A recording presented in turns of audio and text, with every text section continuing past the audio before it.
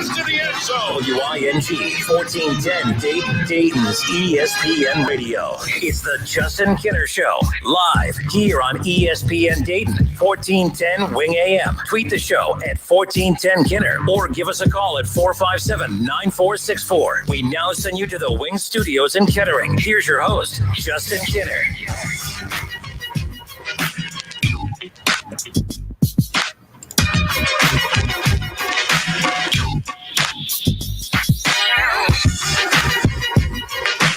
All right, everybody, welcome in. Justin Kinner, Kev Nash with you here on a Wednesday. I hope everyone's having a great day. Again, more beautiful weather. I never thought I would say that, this rainy, cloudy weather is beautiful, but it is compared to what we had a week ago. So I'll take this any day of the week, especially right now. But it's a beautiful day. It feels really warm. I mean, the only thing that stinks is I didn't have a Reds game to listen to on the radio. There's just something about when you feel that warm weather, hearing baseball on the radio. But the good news is with this warm weather starting to kick in a little bit more, we're still going to be going back and forth a lot, obviously, but we do have Reds baseball returning to the radio starting this Sunday.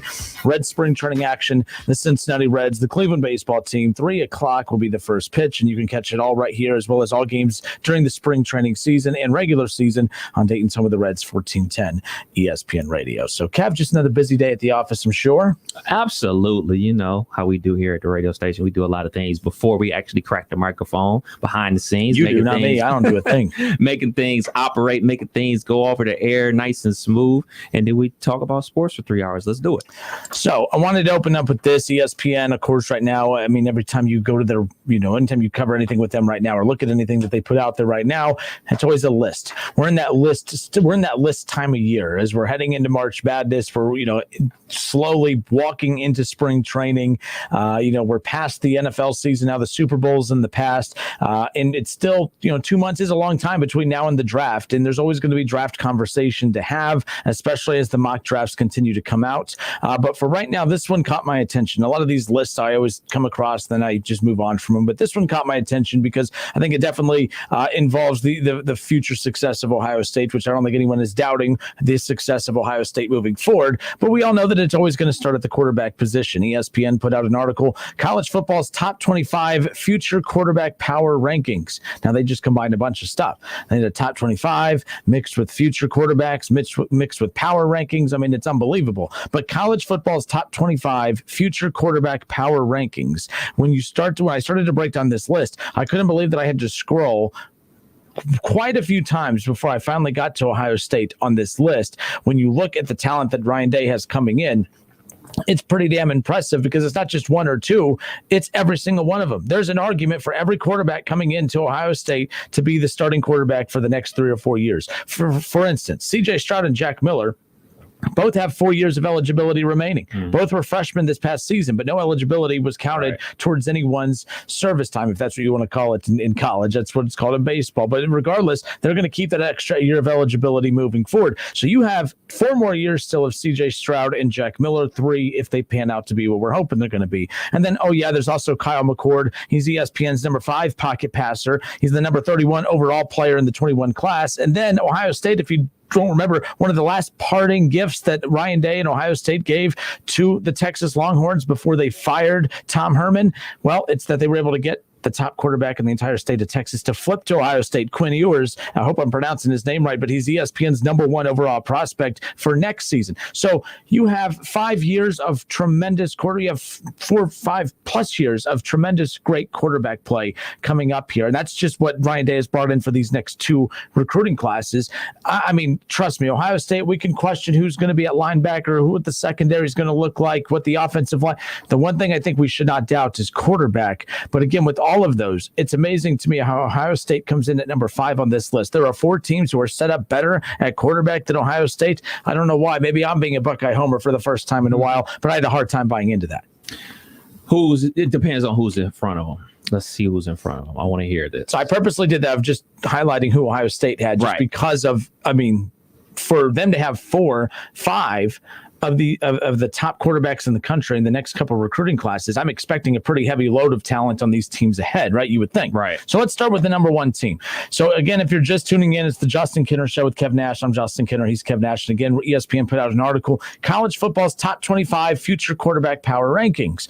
Normally I breeze right past these but I like to click on them, see where Ohio State comes up, and then move on. But this kind of irritated me a little bit because I couldn't believe that they were 5 on this list and that there were 4 teams ahead of them. Let's start with the number 1 team. So this team, according to ESPN, that they have their future is the brightest at quarterback, according to the College Football's Top 25 Future Quarterback Power Rankings. Oklahoma comes in at number 1. All right. They were ranked a year ago when this list came out. They came in at number 5, just like Ohio State did. And now all of a sudden they're number 1. Their returning starter, Spencer Rattler, of course. And I think so he'll be a sophomore. Was he a freshman? Sophomore, yeah. So they're going to have 3 years of him. And you start looking out as well. They have Caleb Williams. They have Micah Bowens. They have quite a few of these quarterbacks. I, not to really cut you off, but this is a question about Spencer Rattler. So last year he was he redshirted when Jalen Hurts was their quarterback, and this year he just played was technically his redshirt freshman year. So but this year doesn't count. So he's a redshirt freshman again next year. But the thing that's interesting sometimes, that helps teams, but I think it can come back and hurt teams because although we're sitting here saying, oh, well, technically he has 4 more years.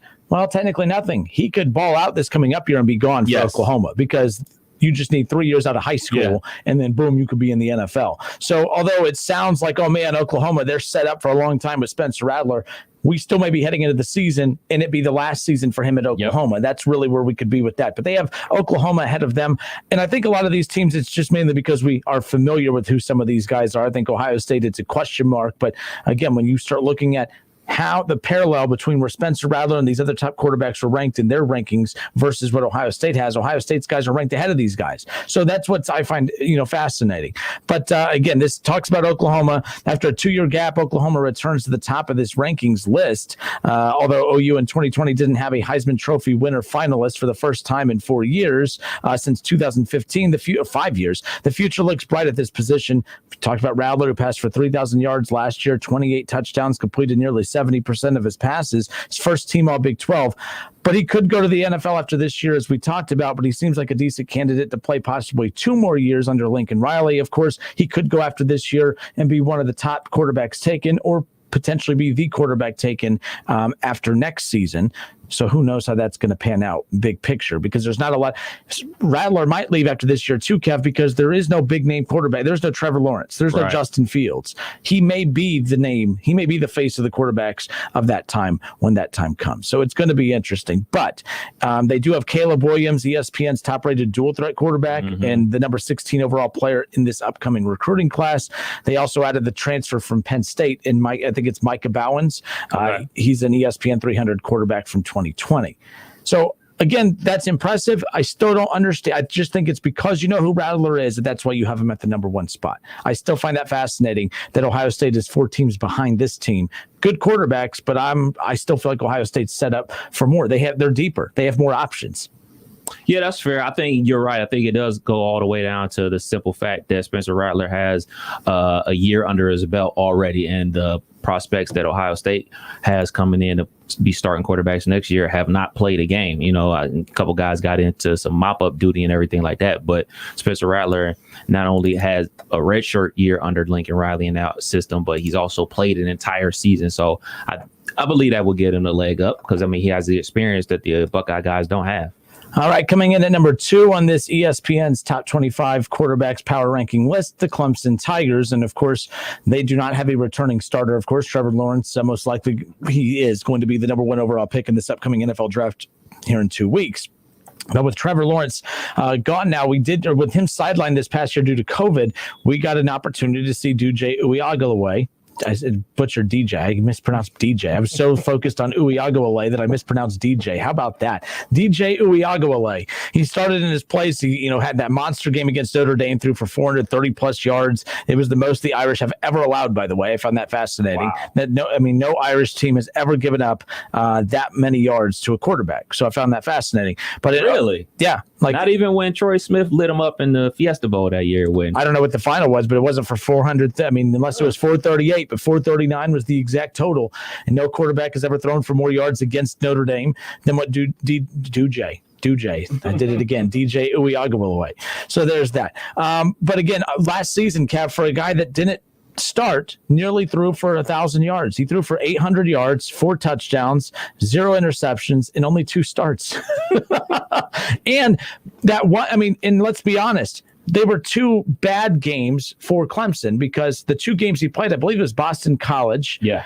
And they remember how bad that game started. Like they were down double digits. And I was like, oh man, they're not just going to lose. They're going to lose bad.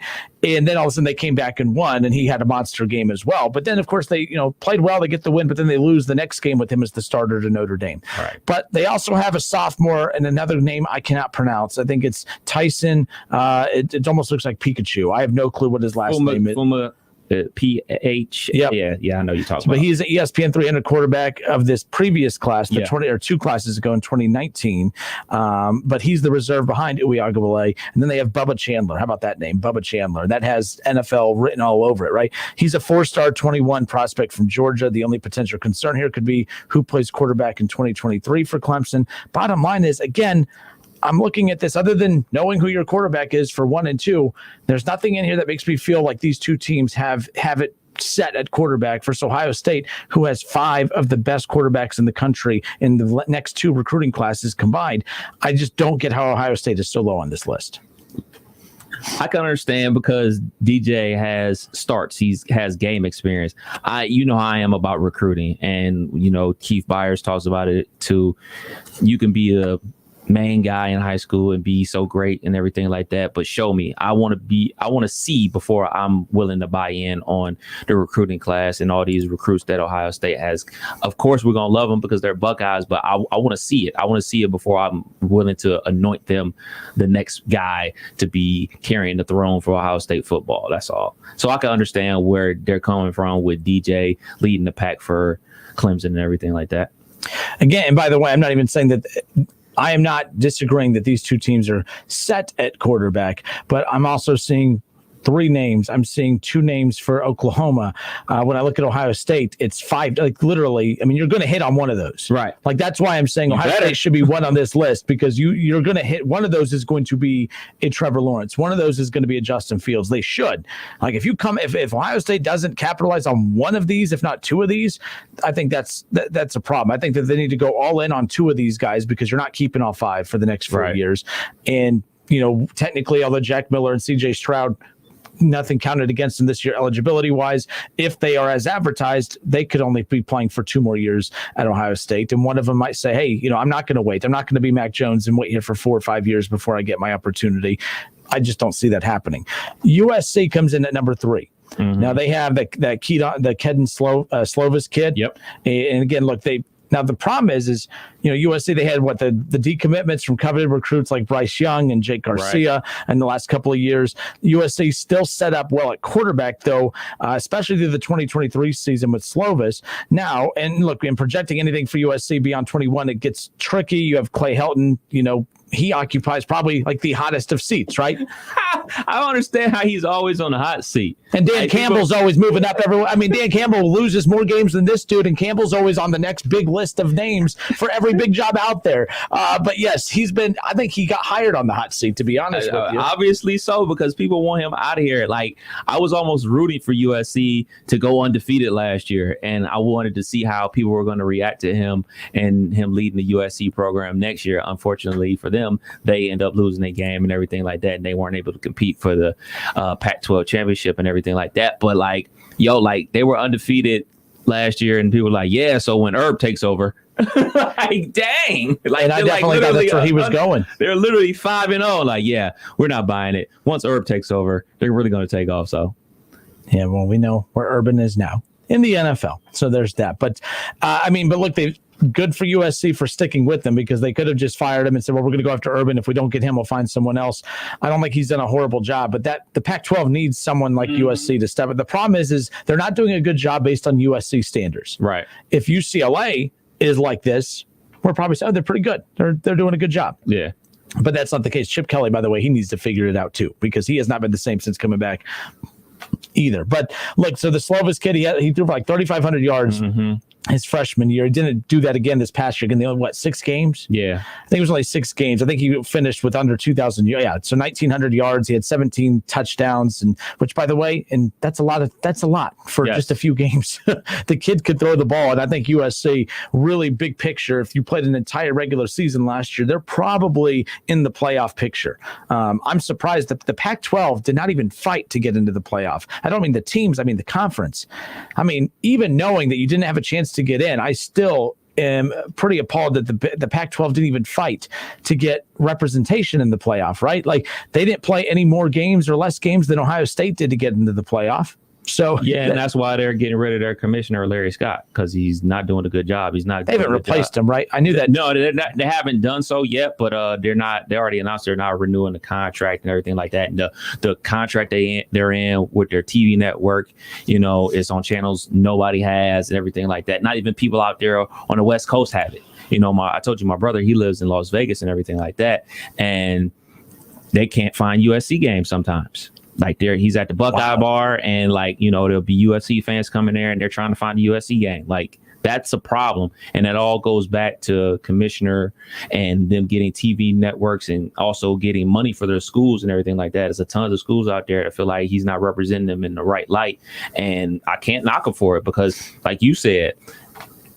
I don't even know the commissioner's name in the SEC, but he was out front lines talking about, we're playing the football season because we got some great football teams. Same thing in the ACC with John Swofford. Same thing in the Big 12. They were out there front lines talking about we're gonna be playing football. Now we can talk about Kevin Warren and him not wanting to play and it being a debacle, but ultimately you did see his face. You knew who he was, and ultimately they did end up playing football, and then we had a team in the playoff. But Larry Scott, terrible job, because they came back late and they just basically accepted the fact, like, we're coming back late and we could have multiple teams that go undefeated and nobody's even talking about it. It's like he should be out there with a bullhorn speaking up for his conference because that's what they pay him to do. Yeah, I felt like the American Conference was doing more of that, and I don't feel like they were. I thought the American Conference put up more of a fight to call out the flaws within the committee, within the college football playoff system, as is with 4 teams. And the fact that the American Conference was louder than the Pac-12, who was just like, well, we're glad we got this season. We're glad we didn't really have to try and kick the tires on the spring season, because that would have just been, and I think that would have been embarrassing. If the Pac-12 or the Big Ten or whoever, if there was spring football, if you are the only Power 5 conference playing spring football after a national champion was crowned after this past year, although there were a lot of bumps along the way, I still think that would have been embarrassing, and it would have been a huge mark on the brand. Although it's not completely fair, because back at the time where we're asking these commissioners to make decisions, there were still a lot of question marks about the virus. A lot has changed. We're sitting here towards the end of February. A lot has changed since September, and now. And we were asking commissioners to make decisions in September for whether or not they felt confident that they would be able to get a season end of close out by January. And yet here we are at the end of February saying, well, it's a good thing that they played, because if not, they would have looked bad. But it's true. They would have looked bad whether it was fair or not, big picture. But regardless, USC coming in at number 3. If you're just tuning in, I'm Justin Kinner. He's Kev Nash. We're looking at the ESPN top 25 quarterback power rankings for college football. And Oklahoma coming in at number 1. They, of course, returned Spencer Rattler. You look at the Clemson Tigers, Trevor Lawrence off to the NFL, but we did get a couple good glimpses of DJ Uiagalelei. Did it again. But like I said, he threw for 439 yards against Notre Dame. He threw for almost 800 yards and 4 touchdowns in the 2 games that he started for Trevor Lawrence. So I'd say that, even Clemson's set at quarterback, even with losing Trevor Lawrence. And then Slovis with USC. The one thing, to go back to your point real quick about Clay Helton, they've also had a boost in recruiting. They signed 2 of ESPN's top 7 pocket passers for this 2021 class. I think his name is Jackson Dart and Miller Moss. And both of them, they're top 40 overall players, according to the rankings. I think Dart's 19, Moss is at 39. USC also, they have that 22 commitment from Devin Brown. Not getting a lot of attention. He was lightly recruited, but he is very similar to the lightly recruited Slovis, who not a lot of people looked at as well. Right. And the thing about USC being up so high is obviously because it's Slovis, but I would have them below Ohio State because it is Slovis, and he's leaving this year. This upcoming year is his last year. He's going to the pros. He's probably going to be a first-round pick. So it's kind of like you said, to your point, Ohio State has 5 top elite recruits at the quarterback position. The guy that they have leading the helm, granted, he's a baller now, but he wasn't perceived to be a baller coming in, and he's going to be on his way out. So I would have Ohio State higher than USC. And then you add Alabama at number 4. So Ohio State again. I mean, there's a lot of teams ahead of Ohio State, and I'm not going to lie. I'm not, and you know me, I'm anti-homerism, but we opened up with Ohio State's resume at quarterback for the next 2 recruiting classes, and I still feel like it's beating out everyone that we've talked about. The only difference is that some of these teams know who their quarterback is heading into the 21 season. Alabama coming in number 4. And look, they go on to talk about how since 1999, Alabama, they've produced like 3 of the 4 non-quarterbacks to win the Heisman. And it's since 1999 have all been from Alabama. You just had Devontae Smith, you had Mark Ingram, you had Derrick Henry. But like Alabama, they're also enjoying the best stretch of quarterback play in its team history. Like Alabama, very similar to Ohio State, dominant program, and they never had to heavily rely on these big name quarterbacks, right? Like that's always the comparison. They were both similar in that feat. And then right where they start taking off, and I still think this is a product of the college football playoff. We've talked about this before. The reason I think these rankings are important, folks, is because you will not make the playoff if you do not have a dynamic quarterback. If you do not have an elite quarterback, you will not make the playoff. There's been a couple that have been able to, kind of get the edge. I think this Notre Dame team, I don't think that Book or whatever his name, I don't think he was an elite quarterback. Very, very good, but I don't look at him as elite. But overall, if you look at the history of the playoff, almost every big name draftee over the last 4 or 5 years has been playing in the college football playoff. That is key and something to think about when we're talking about these rankings and why it's important. You need a top quarterback to be able to get to the college football playoff, because the eye test matters, right? Like that's what a lot of this comes down to, is when we're watching Cincinnati and others who's winning a lot of football games, is, well, does their quarterback look as good as Mac Jones? Does he look as good at Justin Fields and Trevor Lawrence and even Ian Book, right? Like, and even, JT Daniels at Georgia, who was in the mix somehow with 2 losses or 3 losses or whatever it was. It'll never make any sense to me. But like that matters. You have to win the style points, and it starts at the recruiting side. But yes, this is the best stretch of quarterback play at Alabama, and I don't think there's any coincidence at all that it's overlapping with the complete dominance that they've had in the college football landscape with all the national championships that we've seen Nick Saban win at Alabama, especially during the college football playoff era. But look, right now they're trying to talk about who's going to replace Mac Jones. That's going to be the big thing. Plus Steve Sarkisian, he's off to Texas. Saban hired, of course, Bill O'Brien, former Penn State coach, Houston Texans as well. But he's known as being a quarterback guru. He's an elite quarterbacks coach, right? Like that's what he's labeled as. But no more Mac Jones, who led them to a national title. That's going to be the big key, is figuring that out. But they don't really talk about like the depth at quarterback. They're just putting them there because they're Alabama. That's I know what they got me Bryce Young. I mean, I remember before the season started, you and I, we had a couple college football guys on talking about the battle between Bryce Young, the incoming hotshot 5-star recruit out of California, coming to Alabama. Is Mac Jones going to be able to hang on to that spot? And I was always a proponent to believe that Mac Jones was going to be in there, because Mac Jones has been there a long time before he, got his chance to play, and he took advantage of that and balled out. Jones. And he balled out. So now it looks like it's going to be Bryce Jones's job to lose going into this upcoming season. But I mean, are they just banking on the Alabama recruiting wave? Are they banking on the Alabama coaches coaching these guys up? If Sarkisian was still there, you could sell me on that. But Sark is in Texas now, so you have not only a whole new coaching staff going on there, but you got a freshman quarterback taking over at the helm. So I would have Ohio State ahead of Alabama as well. Yeah, and the thing is, the reason I throw out the whole freshman moniker too, like I don't consider that, oh man, it's a freshman quarterback. Some of the best quarterbacks through this college football playoff era have been freshmen. And actually some of my favorite narratives out of the college football world have been the freshmen. It's been Tua coming in at halftime of a national championship game that you're trailing in. I could think, like, it's one thing to be thrown out as a starter, as a true freshman, but to be thrown out to save your team in a national championship game against a good team, that's what is crazy to me. I'll never forget that game for that narrative right there. So Tua, look what he did as a freshman, coming in to close the deal for a national championship and then taking off, his sophomore and junior season. Trevor Lawrence as a freshman, technically didn't even start as the beginning of the season for Clemson. I think they had Kelly Bryant still and a couple games in, and then they were winning. That's what was crazy. Kelly Bryant got his job pulled, and Clemson wasn't even losing. They were winning.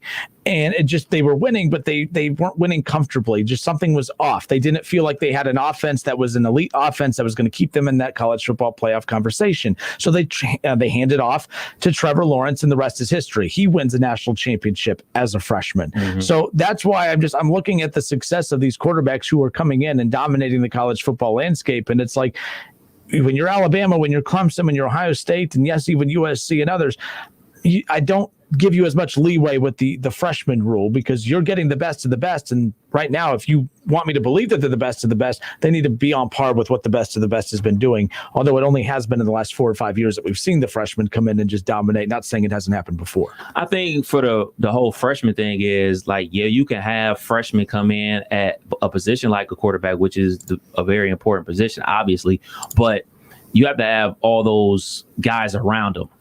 I don't think you could just plop a freshman in there with a whole bunch of other freshmen. Like, hey, man, we're just going to go youth movement. Like, we're going to have 5 freshmen starting on offensive line. We're going to have a freshman running back. We're going to have a freshman wide receiving core and a freshman quarterback. All right, man, go win us the national championship. Like, those offenses were sprinkled with upperclassmen as well. Like, Travis Etienne wasn't a freshman. You know what I'm saying? They had a lot of experienced offensive linemen and experienced defense as well.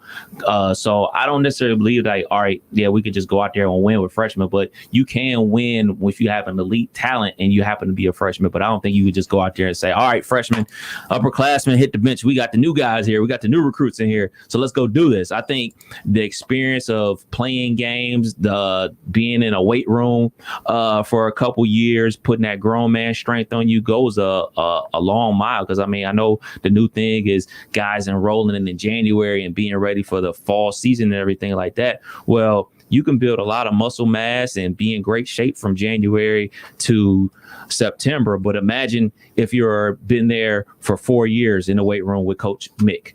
Imagine how strong you're going to be then. So I get what you're saying, but I also know for sure there were a lot of upperclassmen around those guys helping them make plays. It wasn't them solely just out there willing and dealing. Well, the reason, too, you also have to be prepared. Oh, for sure. Is because of the transfer portal. For sure.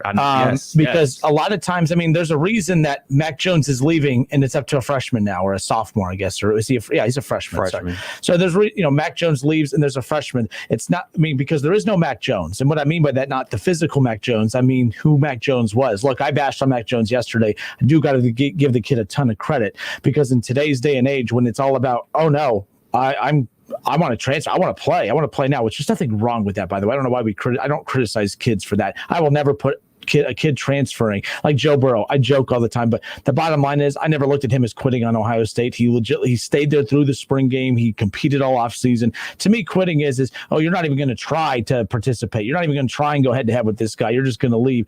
Mac Jones literally stayed for 3. He was never guaranteed anything. A transfer could have hit Alabama very quickly. Justin Fields could have ended up at Alabama. Anyone, and Mac Jones never would have got his spot. So I do got to give him a shout out for that. But the reason that all these teams are handing it off to freshman quarterbacks is because no one's waiting around anymore. Right. No one's waiting in line. No one is saying, okay, so Joe Burrow's like, okay, well, fine. So JT Barrett's the guy now. Then there'll be a year of Dwayne Haskins and then me. All right. And then I'll get Joe Burrow could have been Mac Jones, where he could have waited for Dwayne Haskins to be done. And then boom, Joe Burrow would have been up.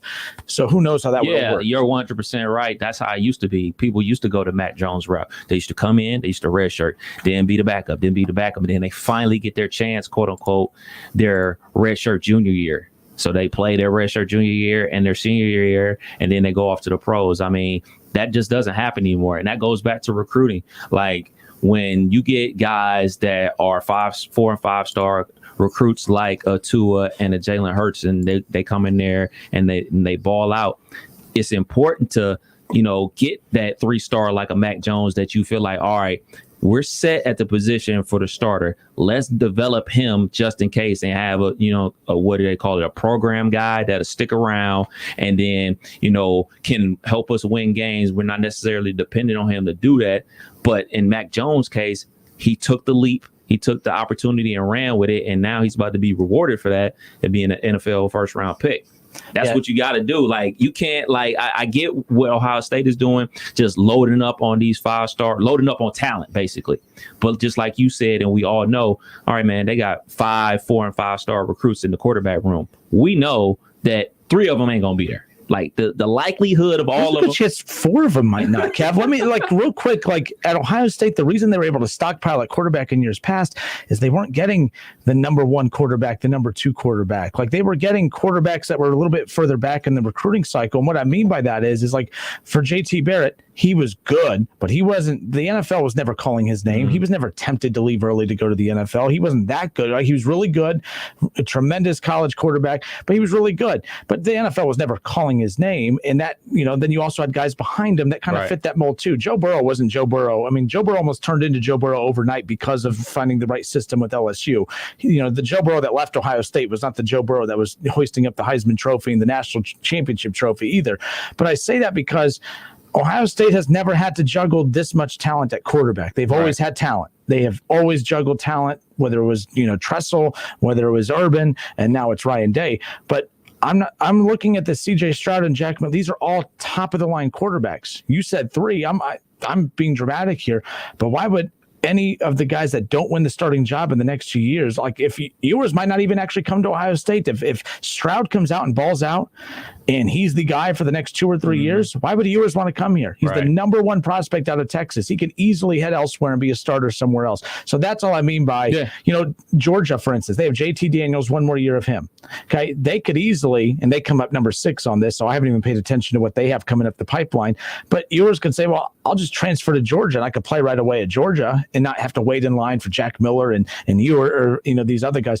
All I'm saying is Ryan Day has his work cut out for him. It's awesome that he has this many big names here, but he didn't bring 2 big names and 3 average names so that when the other elite name leaves, there's an average guy to be the backup. No, it's 5 elite guys or 4 elite quarterbacks, 1 starting job.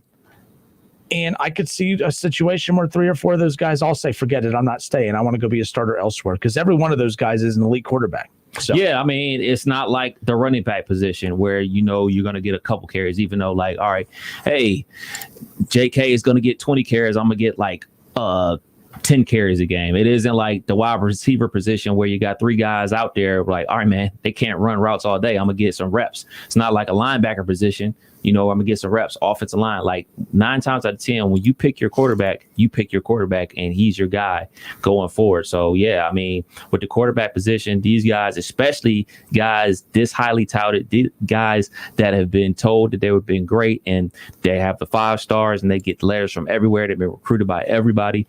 At some point, they're going to say, hey, man, I need to play, because I got dreams of playing in the NFL, and sitting here on the bench is not getting me closer to my goal.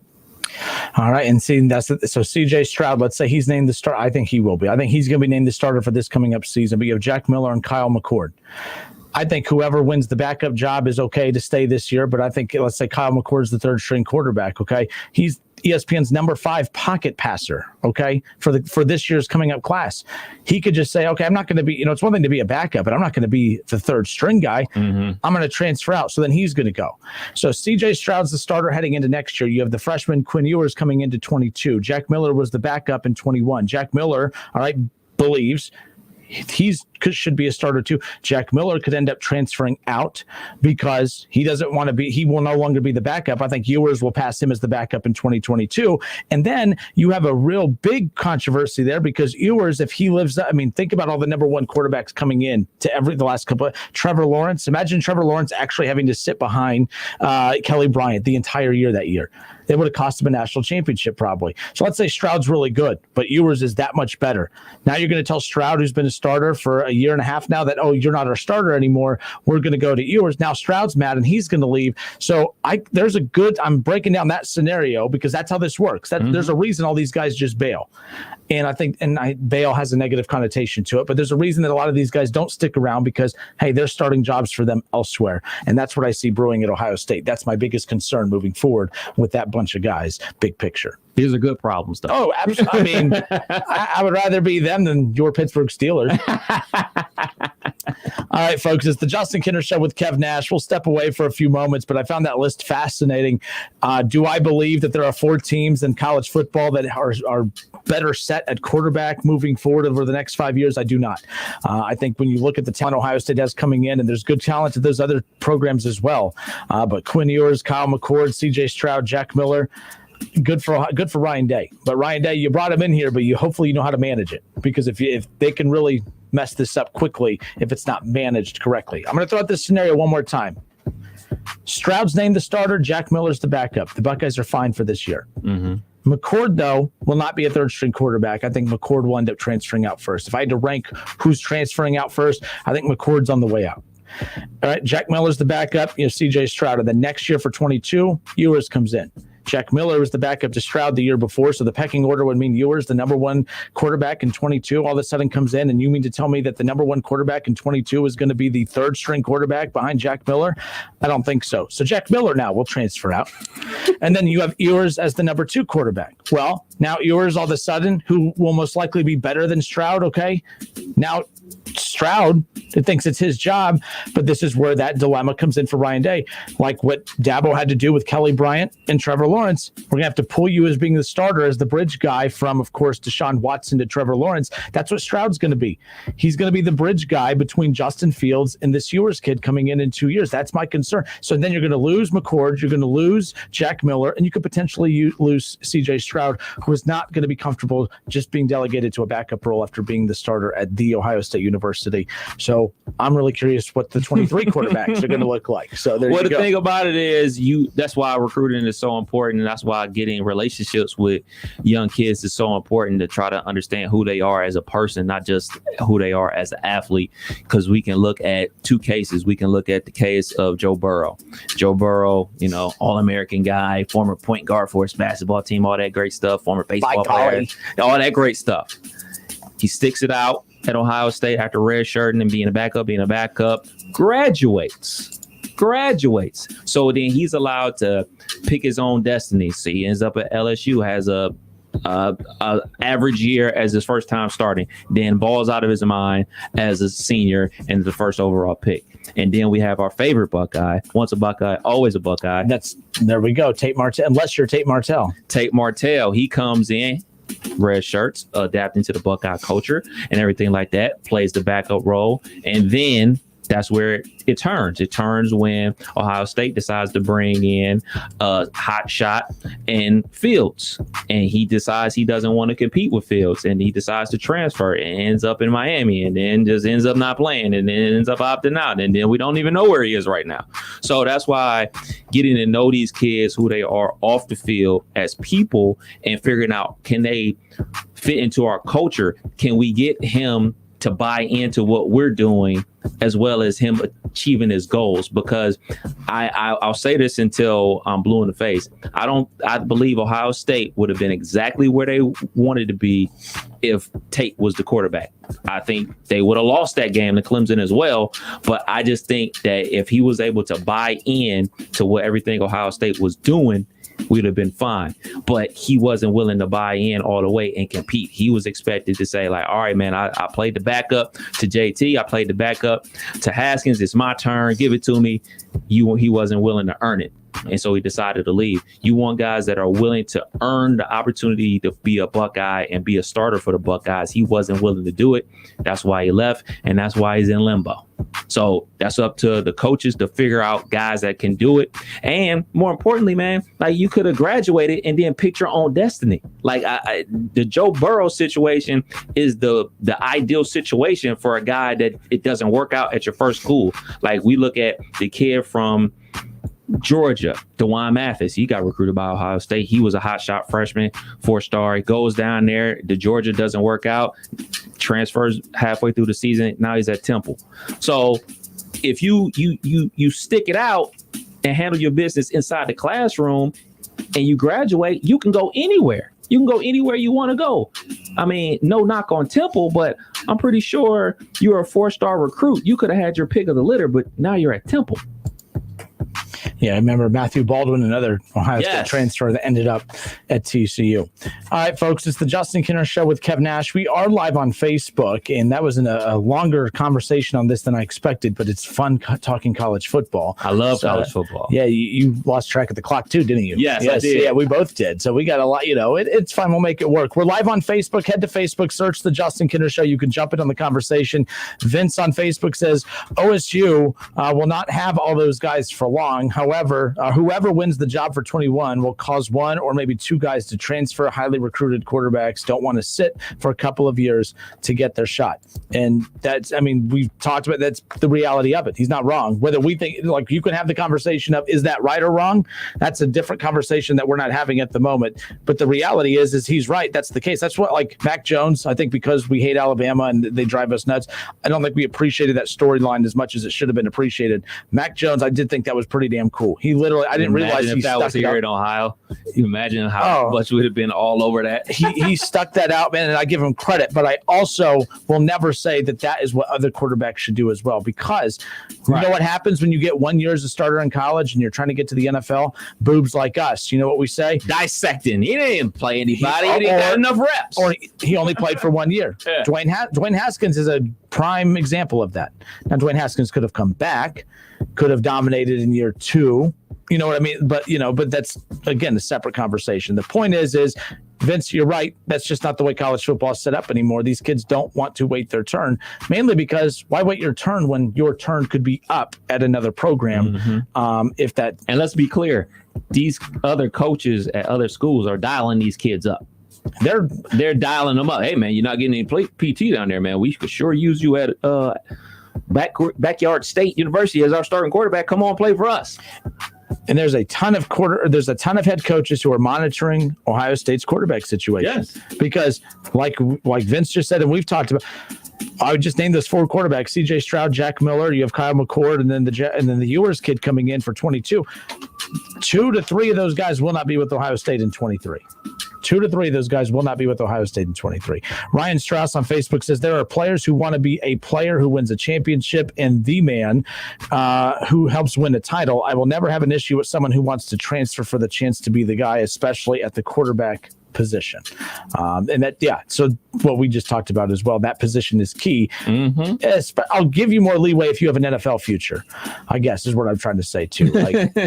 But then again, Mac Jones, I don't think thought he had an NFL future a year ago, and yet here he is right now. Numbers very similar to what Joe Burrow put up the year before.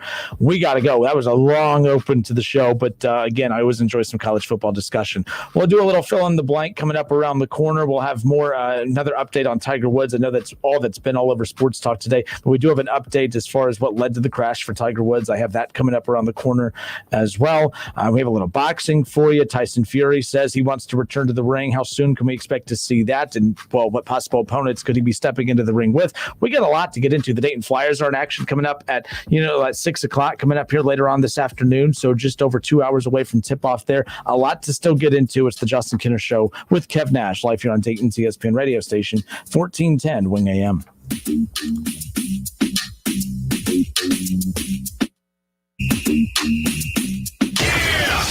It's the Justin Kinner Show with Kev Nash on 1410 ESPN Radio.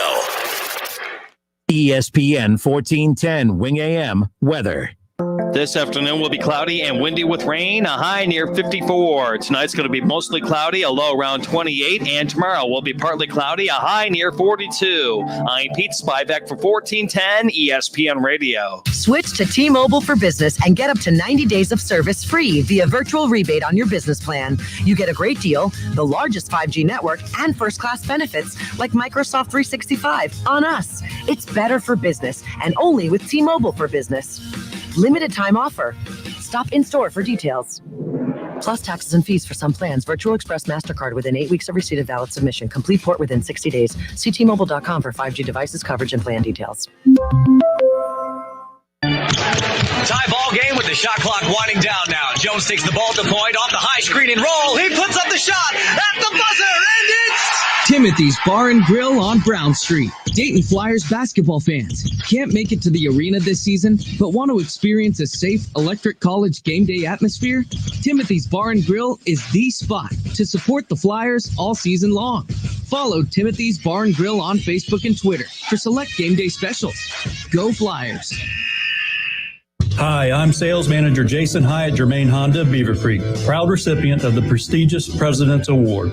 We are your local Honda dealer, and we invite you to see our newly renovated state-of-the-art facility. You'll be amazed at our selection, and remember, all new Hondas come with a lifetime powertrain warranty. Visit us at Route 35, just east of 675, conveniently located near Wright-Patterson Air Force Base. Germain Honda, Beaver Creek, the right car, the right price, the right way. I hope to see you soon. There's never any FOMO with the iHeartRadio app. You won't ever have to miss out on your favorite shows and contests with this radio station again. Radio 24/7, 365. We're here when you want us. Stay connected and listen anywhere when you download the free iHeartRadio app. Starting route. Your destination is 0.1 miles away. If you drive less than 500 feet, turn left. You have arrived at your destination. If you drive less than 25 miles a day, you could be paying less every day with pay-per-mile car insurance from Allstate. You get the same reliable coverage and hands-on expertise you'd expect from Allstate, but now at a price that's tailored to the miles you drive. Call your local Allstate agent and start paying what's right for you. Includes a daily rate. Prices vary based on how you buy. Subject to terms, conditions, and availability. Not applicable in California. Allstate Fire and Casualty Insurance Company and its affiliates. Upgrade to the wiper blades trusted by Rainer Zietlow to break world records. Michelin Endurance XT silicone wiper blades are real-world proven for extreme weather performance that lasts 2 times longer than other blades. The new Michelin Endurance XT silicone wiper blades are only available at Walmart. Hi, I'm Bruce Fabrizio, inventor of Simple Green, the concentrated cleaner that's perfect for making your auto, RV, cycling, boating, and other sporting equipment look like new again. Visit us at simplegreen.com. Simple Green. New to the Wendy's 2 for $5 lineup is their classic chicken sandwich. Go grab a 2 for $5 deal and pick 2 faves like a Dave Single, Nugs, and now the classic chicken sandwich 2 for $5. Price and participation may vary, limited time. Roosters would like to thank all of our loyal guests and all the loyal Buckeye fans for your support this year. Because of you, we've been able to stay open and keep our award-winning team employed. Our team members go above and beyond and are dedicated to providing you and your family the safest dining experience possible while still providing a fun, casual atmosphere to relax, laugh, and enjoy our award-winning food. Roosters, the official wing sponsor of Ohio State Athletics. The Perenzino brothers hold monthly online building material and home improvement auctions featuring quality home improvement products. Go to pbauctions.com for all the details and bid on name brand home improvement products, including flooring, kitchen, doors, decking, barn siding, trim, plumbing, lighting, tools, and so much more. All to be sold online. Visit pbauctions.com for preview times and bidding details on the next monthly auction near you. And we'll see you online at the Perenzino Brothers Auction. Need legal help? We can help. Hi, this is Mike Foley, your Montgomery County Clerk of Courts. Have you heard about our new help center? It's located at the Montgomery County Courthouse, providing legal information and forms. And we also share programs and resources that may be available to you. Let us help you navigate the court system. Visit us online at courthouse2u.com for more info. Cordell Transportation is now hiring Class A CDL drivers. $5,000 sign-on bonus. That's right, $5,000 sign-on bonus. Home daily dedicated lanes, no touch freight. Apply today at CordellTransportation.com. Cordell Transportation, driven to succeed. Get in the zone, AutoZone. Welcome to AutoZone. What are you working on today? Ugh, nothing's worse than starting trouble. We can help you out. We can start with a free battery test. That way we'll know if your battery is causing the issue. It could be your starter or your alternator. You don't want to waste money on the wrong fix.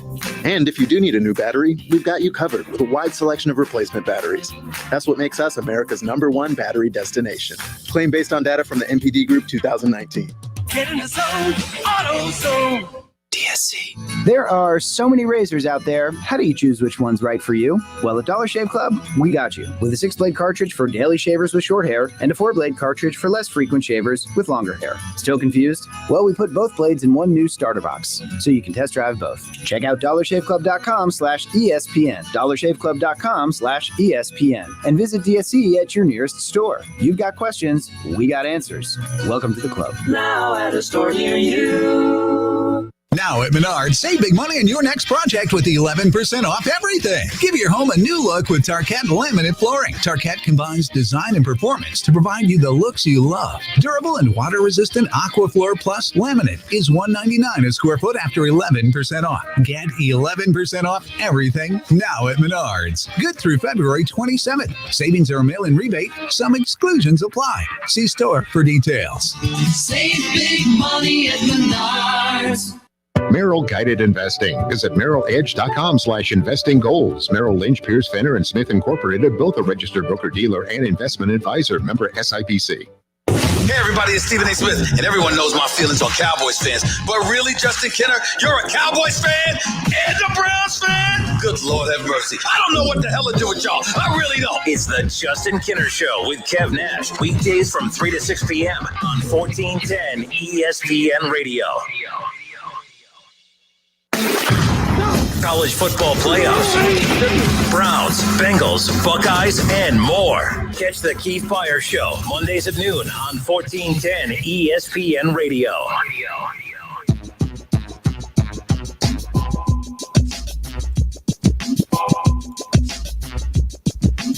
Yesterday, in the middle of the show, we got the news, as did everybody, that Tiger Woods had been in a very serious car crash out in California. And at that time, there was still a lot of unknown as far as what the severity of the car crash was. When you look at the visuals, when the images of the car, I mean, the whole front end of the car is just destroyed. And just watching the covers throughout the day, I mean, he came within inches and feet of hitting a power line, of hitting a power pole. That he nearly hit a tree. If he hits any one of those things, and when they said that he was lucky that this wasn't a fatal crash, they were not joking. I mean, like that easily. I mean, he hits one item, he hits one object, and he's not with us today. So that, of course, got everyone's attention yesterday, and right away, for one, those are always very weird, scary stories to talk about anyways, but I think it still seems very fresh, and coming off the Kobe Bryant situation from last year. Obviously not the same results, and we're very happy for that, but right away, of course, people start turning to what led to the crash, what happened. I guess it's a very dangerous turn or whatever that they've talked about over there, that something needs to be done, but the Los Angeles County Sheriff's Department did come out, Kevin, say Tiger Woods was not drunk or impaired at all during the rollover crash that seriously injured the golf superstar on Tuesday, saying that the single vehicle crash was purely an accident. Because I think once the people calmed down after the story had been announced, and that once you kind of get more details, I think people right away started jumping into was he drinking, was he was it drugs, was it this, was it what led to it? It has been labeled purely an accident. So I'm actually glad about that, because I didn't want to have the next narrative of all this is the demons of Tiger Woods coming back up again. I think we were all perfectly happy if the lasting memory of Tiger Woods being him winning the Masters a few years ago, that it was he resurrected his career, fixed his career. He was able to fix his image and everything. Not that this car crash changes that, but if the cause of the crash was something like that, it would have totally changed how people viewed him. And I'm glad that that's not the case.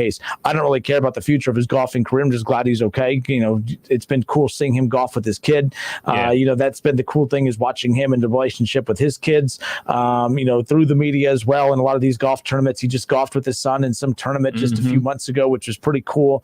But no, glad he's okay. This has dominated coverage all day. We're not going to spend a ton of time on it, but I did want to at least mention it during the show, because it's been a weird, it was very eerily similar to what we dealt with Kobe just a few years ago. Absolutely, man. My best friend, him and I were talking about, last week with that airplane crash with the fire coming out of the engine and everything like that. And part of the engine fell in somebody's lawn and everything like that. That's Breaking Bad written all over. Yeah, Breaking Bad. It's a Final Destination type of way to go out, like something you would never see coming. And we were just talking about, we're at the age now where every day is precious, because it just seems like somebody's passing away every single day. And, obviously now, with social media, like we find out about, tragedies like that, like at the drop of a dime. Like normally back in the day, back in the 80s and 90s, like it would take time for, news to get out. But now, if it happens, it's on TMZ, and once TMZ reports it, you probably can guarantee it happened. So as far as Tiger Woods is concerned, man, I mean, it's just to hear about some of those injuries, and like I talk about all the time, man, my mom was a registered nurse for over 40 years, man, and she was telling me about, like, you know, some of those injuries, man. You can almost guarantee he's not playing golf again. You know, you should just be grateful that you're alive and gonna be able to play with your kids again. And that's what all we should be focusing on, man. Like some of those injuries, like they were like, there's a difference between having broken legs and your bones crushed. You know, they're talking about like bones sticking out of his skin and all that type of stuff. Don't want to get too graphic, but like the way his legs were crushed, he'll be happy just to, you know, walk around again, man. So I'm sure golf is the furthest thing from his mind. I'm sure he's thinking about, you know, his kids and being grateful he's still here.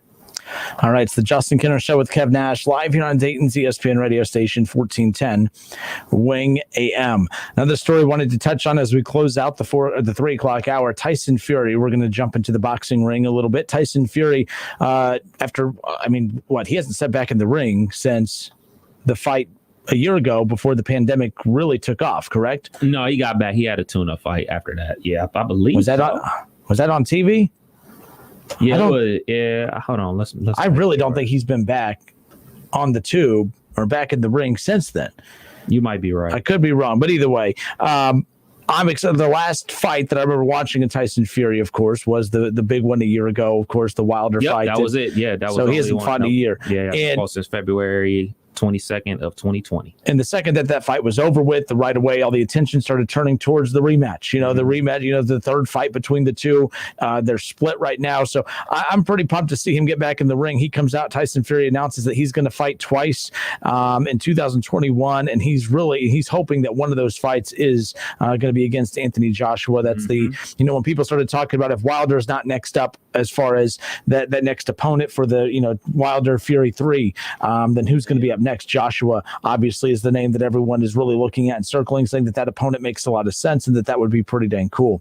Tyson Fury, 30 years old, he's 30 wins. You know, he's only has one loss. He's been, 21 knockouts or whatever, but he hasn't stepped in the ring for over a year. In fact, we're coming up on the anniversary of, that sensational knockout that he had on Deontay Wilder, which of course that just passed this past Monday, but he's 32 years old and he's ready to get back into the ring. But that's the thing about boxing that interests me too. Like I remember looking up, I didn't watch all of Mike Tyson's fights growing up by any means, but like that dude stepped in the ring all the time. He stepped in the ring on the regular. And that's what I respected about I'm not saying I don't respect Tyson Fury, but I don't like, and maybe it was COVID related, but I don't like that these guys don't step in the ring that often. Like they train all year for 3 or 4 bouts a year. 2 maybe getting punched in the face for a but Mike Tyson did it. I mean, you go back. I mean, Mike Tyson was doing 10 plus fights a year during his prime. No, not during his prime. During his younger days. I had found a list that went like year by year. Once he got unified the belts, he was fighting twice a year because you don't want to fight so much that you punch yourself out. And when he was coming up, he was fighting like 6-7 times a year. And the thing about boxing is, which makes it different from MMA, and that's why people love mixed martial arts and everything they got going on in the UFC. Dana White, they control who you fight. So they listen to the fans and they match them up. Boxing, they're independent contractors.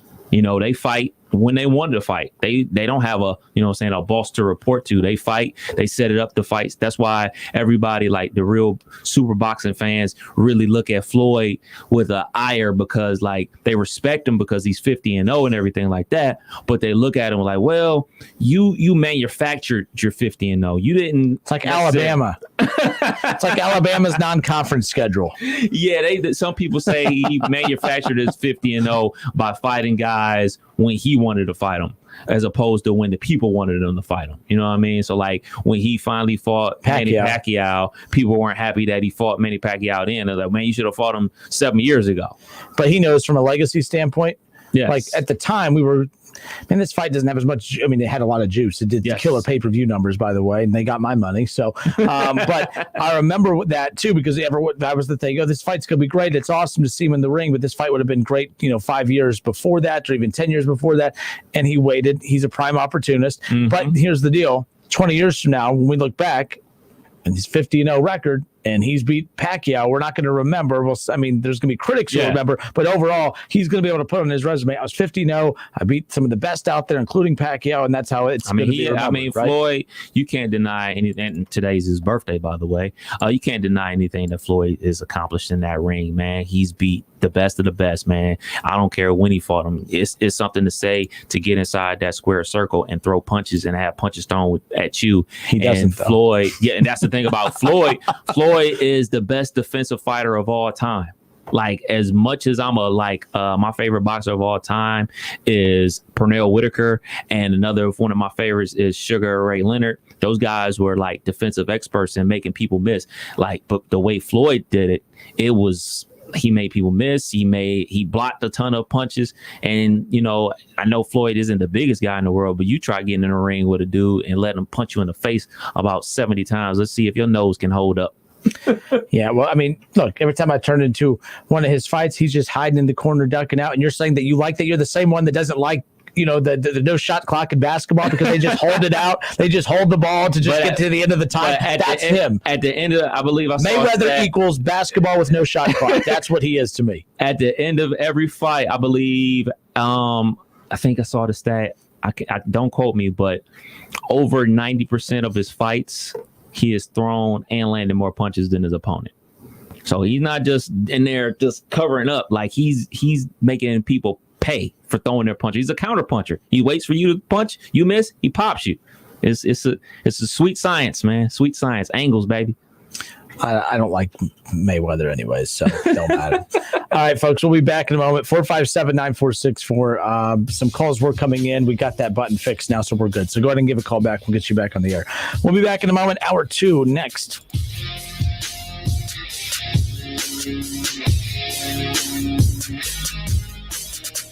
Listen, stream, watch. It's the Justin Kinner Show with Kev Nash right here on Dayton's ESPN Radio, 1410 Wing AM. O'Reilly. This is Jesse's O'Reilly Auto Parts story. As a nurse, not making it to work was not an option. But driving through the snow with my wiper blades struggling, I just didn't feel safe. So I pulled into O'Reilly Auto Parts, and before I knew it, an employee was offering to install the wiper blades on my car. I got to stay out of the snow for a moment, and I still made it to work on time. O'Reilly Auto Parts. It's time for some straight talk. Your tax return could look different this year, but you're still going to hear a lot of noise about how to spend it. So when the big carriers tell you to splurge on the latest nonsense, just tune it out. With Straight Talk, you can get a Samsung Galaxy A51 for just $199. Plus, get the $45 unlimited talk, text, and data plan with no contract on America's best networks for up to 50% less. Tune out the nonsense and tune into Straight Talk. Straight Talk Wireless, no contract, no compromise. There's nothing better than a fresh-made home-style meal, but not everyone loves the hassle of cooking. At Lee's Famous Recipe Chicken, home-style happens here with our famous 12-piece family meal at a great price. This famous family meal includes 12 mixed pieces of Lee's fresh, never-frozen chicken that is honey-dipped, hand-breaded, and cooked to perfection, plus 3 large sides and 6 fluffy biscuits. Get a home-style meal made easy today with Lee's 12-piece family meal at a great price. Only at Lee's, famous for chicken. Snow accumulation on the roof of your home can damage your home. Lance Roofing and Siding in Fairborn is here to help. Ice dams are a buildup of snow accumulation over time, melting and freezing, prohibiting proper drainage. Ice dams cause drainage backup under shingles and sometimes into your home, causing thousands of dollars of damage. This can be prevented with professional ice dam removal by Lance Roofing and Siding. Call today to have snow and ice dams removed before it's too late. Online at lanceroofing.com. For over 25 years, a name you can trust. New to the Wendy's 2 for $5 lineup is their classic chicken sandwich. Go grab a 2 for $5 deal and pick 2 faves like a Dave single, nugs, and now the classic chicken sandwich 2 for $5. Price and participation may vary, limited time. Don't miss the Justin Kinner Show with Kev Nash, weekdays at 3 p.m. on Dayton's ESPN Radio, 1410 Wing AM. So you want to talk about outliers? Those guys are out. You're lucky that this thing's separating us. That's all I got to say. For facts, though. I got your facts right here. Listen, stream, and now watch. Search the Justin Kinner Show on Facebook to follow along. On Twitter, make sure to give us a follow. Search 1410 Kinner for Justin Kinner on Twitter. That's 1410 KINNER and ESPN Dayton for the station Twitter handle. WYNG 1410 Dayton, Dayton's ESPN Radio. It's the Justin Kinner Show, live here on ESPN Dayton, 1410 Wing AM. Tweet the show at 1410 Kinner or give us a call at 457-9464. We now send you to the Wing Studios in Kettering. Here's your host, Justin Kinner.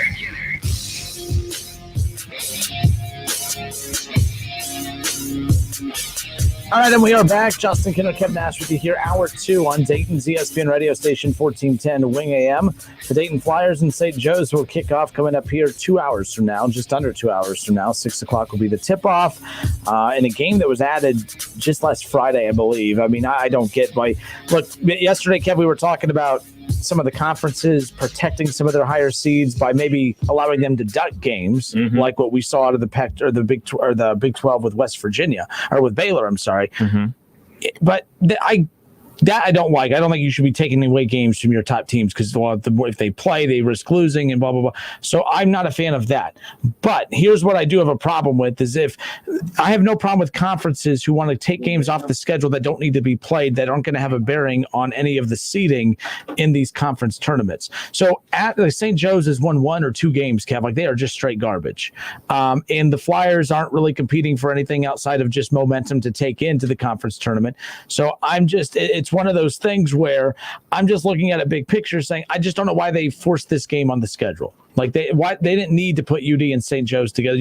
So the Dayton Flyers, who they have a big win over St. Louis just to close, heading into the weekend, they have all that momentum going. And then it's like now you're going to send them on the road to play St. Joe's. Now they'll probably beat St. Joe's. And then what happens if one of them gets COVID? Right. And then all of a sudden now the Flyers can't compete in the A10 tournament coming up here around the corner. And it's like, was it worth it? Was it worth adding the St. Joe's game to the schedule for the Dayton Flyers? Now, I don't think that's done by the score. I think the conference makes that decision, if I'm not mistaken. I could be wrong on that. I don't think Neil Sullivan was desperate to play St. Joe's. So I'm going to say no. The Flyers did not work that out. That was a league thing. Actually, I already know that answer. Yes, the league does make that. They made that schedule. They announced it. But it's not worth it. Why would you send the Flyers on the road to play a bad St. Joe's team? St. Joe's isn't positioning for anything other than, and the Flyers aren't positioning for anything other than momentum to take into the A10 tournament to possibly make a run. And how cool would that be for them to maybe, play in the A10 championship on their home floor? Right. That would be cool. But all I'm saying is I think that the A10 made a mistake.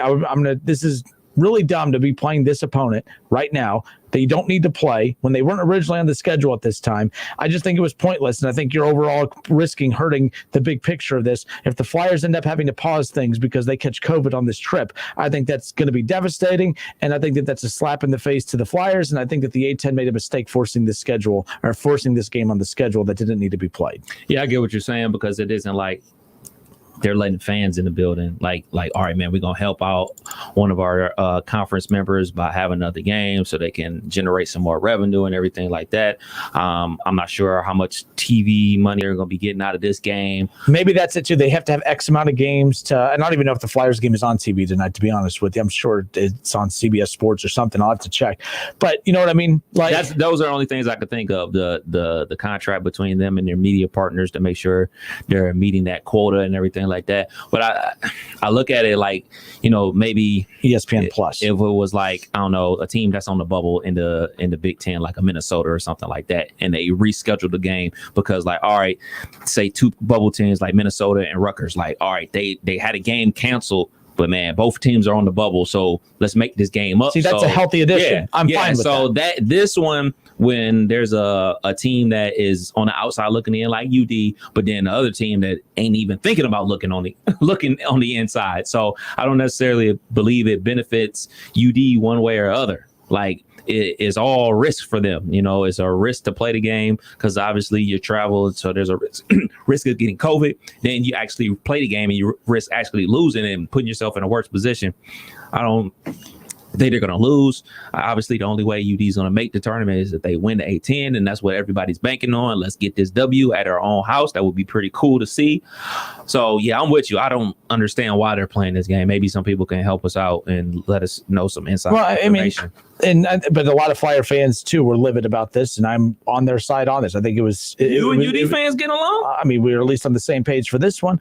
I just think it's a meaningless game. St. Joe's 2-14. They're 1-9 in A-10 play. UD's 12-7. They're 8-6. And again, you're right. There's no at-large opportunity for the Flyers. This is strictly about taking momentum into the A-10 tournament to put themselves in position to make a run. And with the way they're playing right now, it wouldn't surprise me if they make a run. But I'm telling you, I'm going to be really ticked, and the whole city should be, if the A-10 forced this game to happen. There's no need for this game to be going on today. It's exciting. It's game day. Flyers fans, it's another opportunity to watch your team. Right. But I'm thinking big picture. If something silly happens where a player or a coach or something tests positive and you have to shut things down for 2 weeks and you're not able to play in the A-10 tournament, really, that's why the Flyers couldn't, close out the season, because they had to get a St. Joe's game in. That's the problem I have. Matt Sturgeon on Facebook says, trash game for UD, but definitely want a shot at St. Bonaventure. And that one's coming up around the corner. I don't have a problem with that one. That one at least has some kind of substance there. But then again, Matt, it's kind of the same concept too, where both teams really outside of St. Bonaventure really aren't. What are you playing for other than momentum to take into the tournament? But no, I know what you're saying. Fans, you want to watch your team, so I don't think big picture. Fans don't think big picture. I don't think a lot of times it's cool. When do they play next? When can I watch my team? So we were talking boxing earlier, and Vincent Waller says boxing talk. I bet Mike calls in. Well, Vincent, you were right you were right. I mean, you called it. Mikey is on hold. Mikey, how are you, sir? Hello, gentlemen. How are you today? Good. Why? Well, before I do that, I want to add, I agree with you on both points. Why are they playing St. Joe's? And I don't normally like to knock a team that's having a bad season, because anybody can. And Mikey, I'm with you on that. I don't like. I'm really not bashing St. Joe's, but in a time where COVID's still going around and you could still catch it, it's like, why risk going on the road to play a meaningless game? I agree. So. And then on top of that, how in the hell does a team that beat Rhode Island earlier in the year have an 18-point lead with 9 minutes to go in the game, and all of a sudden they have a duh moment? Well, they had more than one duh moment, and turn around and lose. What was it, in double overtime? Yeah, I don't know if it's double. It was obviously a close one, and there were some blunders down the stretch too, including the final inbounds pass to even get a shot off to have a chance to tie it. But that was not a pretty finish to that. That was a game that I had already mentally moved on, saying, okay, they got this one, man. They're starting to roll, and then that was just a big reminder of the deficiencies with the team this year. Well, for 4 years, I have refrained from criticizing Anthony Grant because I believe he deserves a chance. But where in the hell was he when this was going on? Look, I'm not a big fan of how Anthony Grant manages games within the game itself. I don't think anyone can criticize what he does as far as bringing talent to the table. He's done a great job of being able to develop Jalen Crutcher and develop, Obi Toppin and some others. But I think that he makes way too many mistakes in games when it comes to, especially in tight games. So I'm with you on that. That was one game I think a lot of people were questioning what the hell was going on there. And it wasn't just Coach Grant. I mean, it was a lot of player miscues as well. But big picture, this team just makes way too many mistakes, especially turnovers. Well, I'll say one more thing about it, then I'll get to my favorite subject. Who was Anthony Grant's teacher? Billy Donovan. No. All right. And, your favorite coach. Yes, I know. Look, Mike, you can't come out here and disrespect Don Donaher. I'm not a fan of that. You can't disrespect Don Donaher. I know exactly. I should have known where you were going with that, and I fell right into your trap. You did fall in my trap. There you go. I got to be a good boy now. I'm going to talk about my favorite. Let's talk boxing, Mikey. I don't want you to say anything about Coach Donaher. I like Coach Donaher. Listen, I'm all for Tyson Fury if he wants to come back. I mean, anything that will help boxing, I am for. So you're a fan of his then? Well, I kind of like him. It's just that there's nothing in boxing today that really excites me very much. I mean, there's no charisma in boxing. There's no charismatic figure in boxing. I think he's it. Well, he may. Or he's the closest thing to it. Look, you watch boxing way longer than me, but he has me drawn. I watch boxing. I watch him, and I mean, he's what draws me to the sport. So I'm all in it for him. But I'm with you, I guess, with the guy like you that's watched boxing your entire life. Yes, he may 12 not years do it for old. you. I'm 67 now. Yep. Well, I tell you, I think I'm going to make the prediction why he's going to come back. He wants to fight Mike Tyson. Yeah, and if that happens, Mikey, I don't think that'll be a sanctioned fight. I think that'll be an exhibition fight, Well, right? they'll list it as an exhibition, but trust me, those two are going to go at it. So you think so? If you had to predict the two fights for Tyson Fury, it's most likely going to be Mike. And by the way, I'm all for that Mike Tyson fight. Mike Tyson actually looked really good in the ring. I know it was an exhibition fight, but I can't believe how good a shape he was in, and he still looks the part. It wasn't like he didn't look like a shell of himself. So I was happy to see that. I think he could hold his own in the ring if it's shorter rounds and everything like we saw in that exhibition fight. I would be intrigued by that. They would definitely get my money again for that one. Well, right there. yeah, let me tell you, and I know there's people out there saying, well, Mike must be nuts because Tyson's 54 years old, going on 55 now, I guess. Well, go back to Bob Fitzsimmons, who was fought till he was 52 years old. Jack Johnson fought till he was 50 years old. I'm having a senior moment. George Foreman. He won the title when he was 45 years old. I mean, so there are precedents for this. But so the age in 54 today is not as old as it was even 20 years ago. So, I mean, I don't think 54 is old at all. I think it depends on what kind of shape he gets himself into. I think that he would have a good chance. I really do. I don't think it could go 12 or 15 rounds. I would say maybe an 8-round exhibition. No, I'm with you. And by the way, maybe 6 rounds, something like that. Listen, I wanted to tell you something. You remember me telling you that I had ordered that DVD? It was a 6-hour thing with Brian Kenny and Burt Sugar, his top 10 heavyweight champions. Yep. I got that. It is awesome. Listen, you guys work for ESPN as well as WNG, right? Yes. Don't you have access to these this footage? I'm sure if I put some feelers out there, I'd be able to get access to it. Yes. Oh, it is fantastic. Of course, it was 6 hours because of commercials, but now it's 4.5 hours because there's no commercials on it. It's 2 discs. It is fantastic. Awesome. And by the way, one other thing. Monday, March 8th, is the 50th anniversary of what historic fight? You tell me, because I'm going to fail this one. What about Kevin? Would he know? 50 years? 50 years ago to the very day. March 8th, 1971. Thriller? Manila? Ali Frazier won. Okay. The real battle of the century. I wanted to ask you about some of the boxers of today, man, because I know you know a lot about the old school guys, but you're not a fan of like Shakur Stevenson, Errol Spence. I like the guys. Bud Crawford. Don't get me wrong, I like the guys and everything, but there's no charisma in boxing, Kevin. There's just no charisma. The last heavyweight champion that I really liked, that I followed all the time, his career all the time, was Larry Holmes. Mm-hmm. And after he lost those 2 bad decisions, I thought they were bad decisions against Michael Spinks. I thought Holmes won both fights. And I think one of the reasons why is because they didn't want him breaking Marciano's record. He encountered the same kind of flack for zeroing in on Marciano's record that Hank Aaron did for zeroing in on Babe Ruth's record. You remember Hank Aaron received a lot of flack for that. Oh, yeah. Yeah. And Holmes did too. And I thought it was unfortunate. And Larry didn't handle that very well by attacking Marciano. Marciano was dead and gone. He shouldn't have attacked Marciano. But, he had a bad moment, and I think he's walked that back. But the same token, I think he was robbed. My personal opinion, he was robbed of a chance to break Rocky's record. And so, would he have retired undefeated? Probably. Would he have come back? Probably. And he would have gotten beat like he did. But anyway, it's boxing is the greatest sport of all time. Who was it that predicted I was going to call? His name is Vincent Waller on Facebook. He said, because right as we started talking boxing, he said, boxing talk, I bet Mike calls in. And sure enough, right as I posted that or looked up that he posted it, you were on the dial. So there you go.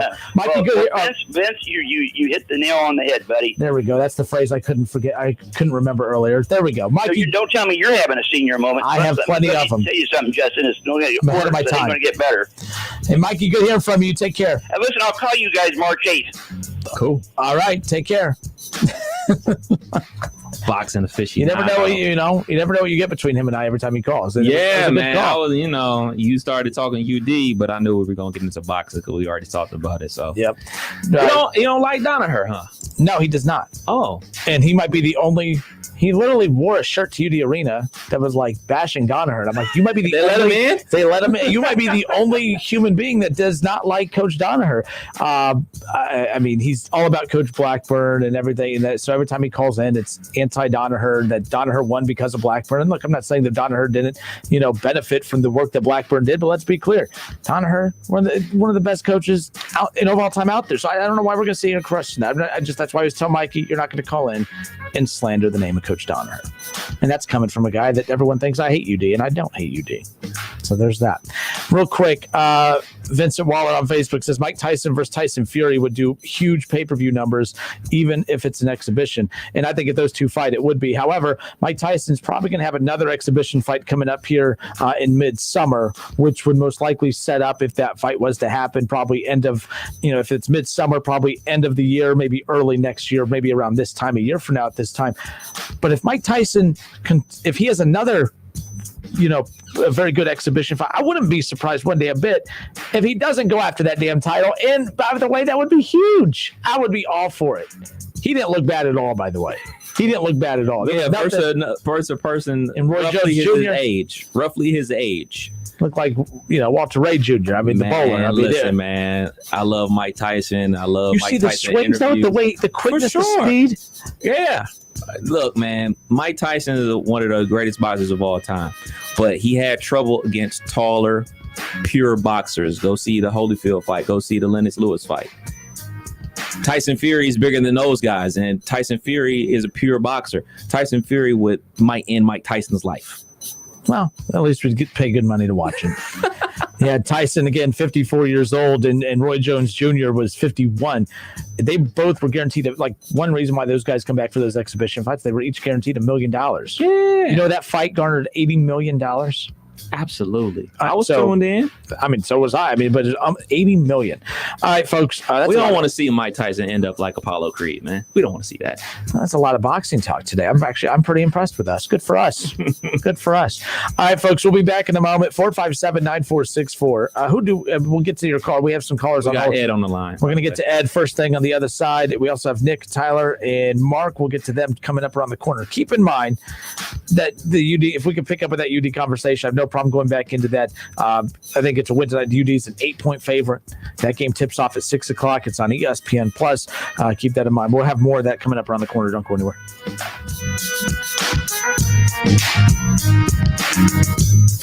It's the Justin Kinner Show with Kev Nash on 1410 ESPN Radio. ESPN 1410 Wing AM weather.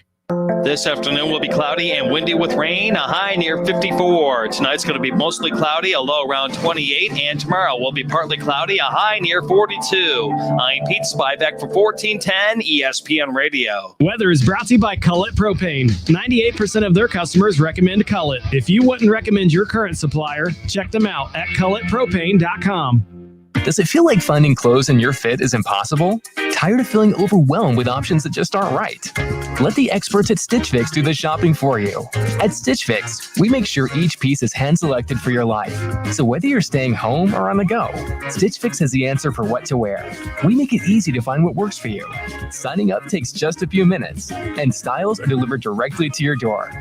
Get started today at StitchFix.com. Stitch Fix, your style delivered. If you're a first-time buyer, finding your first real home can feel like this. Hot property. Not going to last long. Multiple offers. 30-year fixed. We need earnest money. But a realtor has the expertise to strip away all the noise and focus on what really matters to you. You're going to love this place. Great neighborhood. School is walkable. It even has a huge yard so Henry can practice his penalty kicks. Finding the right place starts with you and a realtor with the expertise to make sure your voice is the only voice that matters. Realtors are members of the National Association of Realtors. That's who we are. Why would I quit my 9-to-5 to start a 9 to who knows when gaming company? Or eat pizza for breakfast, lunch, and dinner? Oh, I gotta get that. How could my favorite tech be an app that helps run my business? No offense, smartphone. None taken. Or fill my garage with enough servers to power a small country? It's because I wanted to make it big in gaming. And QuickBooks suite of tools helped me get there. Intuit QuickBooks helps small businesses be more successful. Learn more at QuickBooks.com. Switch to T-Mobile for Business and get up to 90 days of service free via virtual rebate on your business plan. You get a great deal, the largest 5G network, and first-class benefits like Microsoft 365 on us. It's better for business and only with T-Mobile for Business. Limited time offer. Stop in store for details. Plus taxes and fees for some plans. Virtual Express MasterCard within 8 weeks of receipt of valid submission. Complete port within 60 days. See T-Mobile.com for 5G devices, coverage, and plan details. What do you get when you talk to a Dell Technologies advisor? You get someone who understands there's an art to listening, who's able to hear more than what's being said, and can provide tailored small business solutions that make you feel truly heard. I understand. Let's get started. For advice on everything from laptops to the cloud and solutions powered by Intel vPro platform, call an advisor today at 877-ASK-DELL. O'Reilly. This is Jesse's O'Reilly Auto Parts story. As a nurse, not making it to work was not an option. But driving through the snow with my wiper blades struggling, I just didn't feel safe.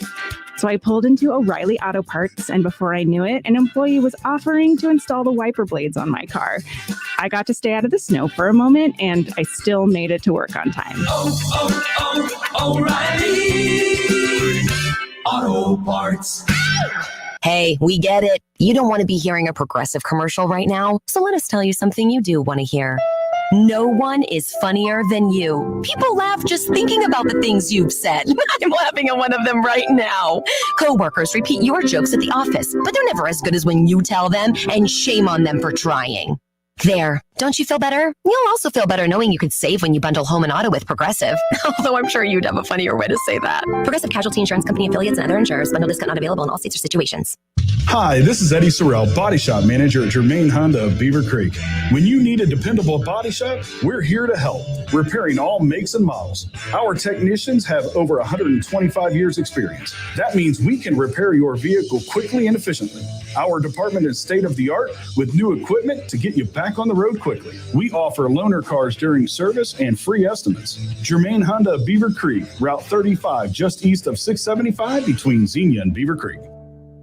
Tie ball game with the shot clock winding down now. Jones takes the ball at the point off the high screen and roll. He puts up the shot at the buzzer, and it's Timothy's Bar and Grill on Brown Street. Dayton Flyers basketball fans can't make it to the arena this season, but want to experience a safe electric college game day atmosphere?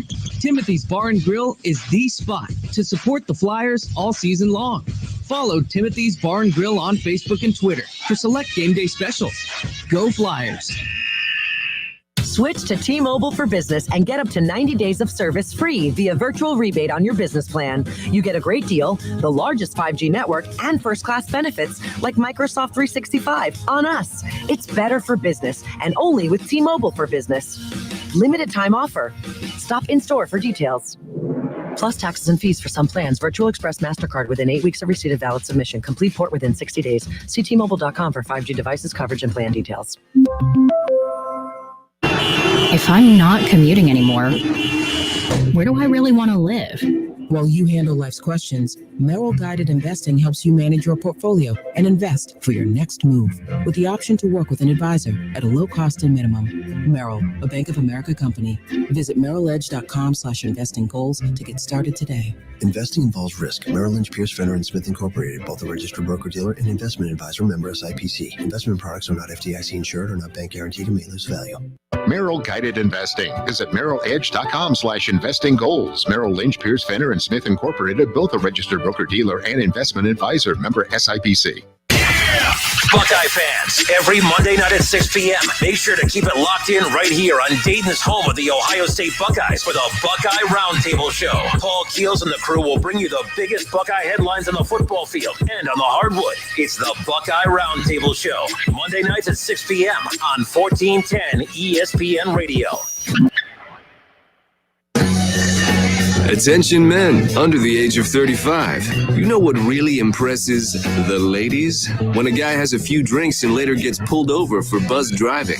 That could cost you around $10,000 in fines, legal fees, and increased insurance rates. There goes let's grab dinner and a movie. Oh, I know. You drive more carefully when you're buzzed. You've proven that hundreds of times. A woman admires that kind of confidence. And you've practiced how to speak if a cop does pull you over. Slowly, clearly, and politely like, "Good evening, officer." A woman admires that kind of foresight. And what woman doesn't find it adorable that you call it buzzed even though the law calls it drunk? You can kiss $10,000 goodbye, along with any chance of having a girlfriend. Because nothing says, "I'm a catch," more than a guy who lives in his parents' basement and calls it my place. Buzzed, busted, and broke. Because buzzed driving is drunk driving. A message from the National Highway Traffic Safety Administration and the Ad Council. Whether you're at home, at work, or in your car, tune in to ESPN 1410 Wing AM or stream us live at wingam.com.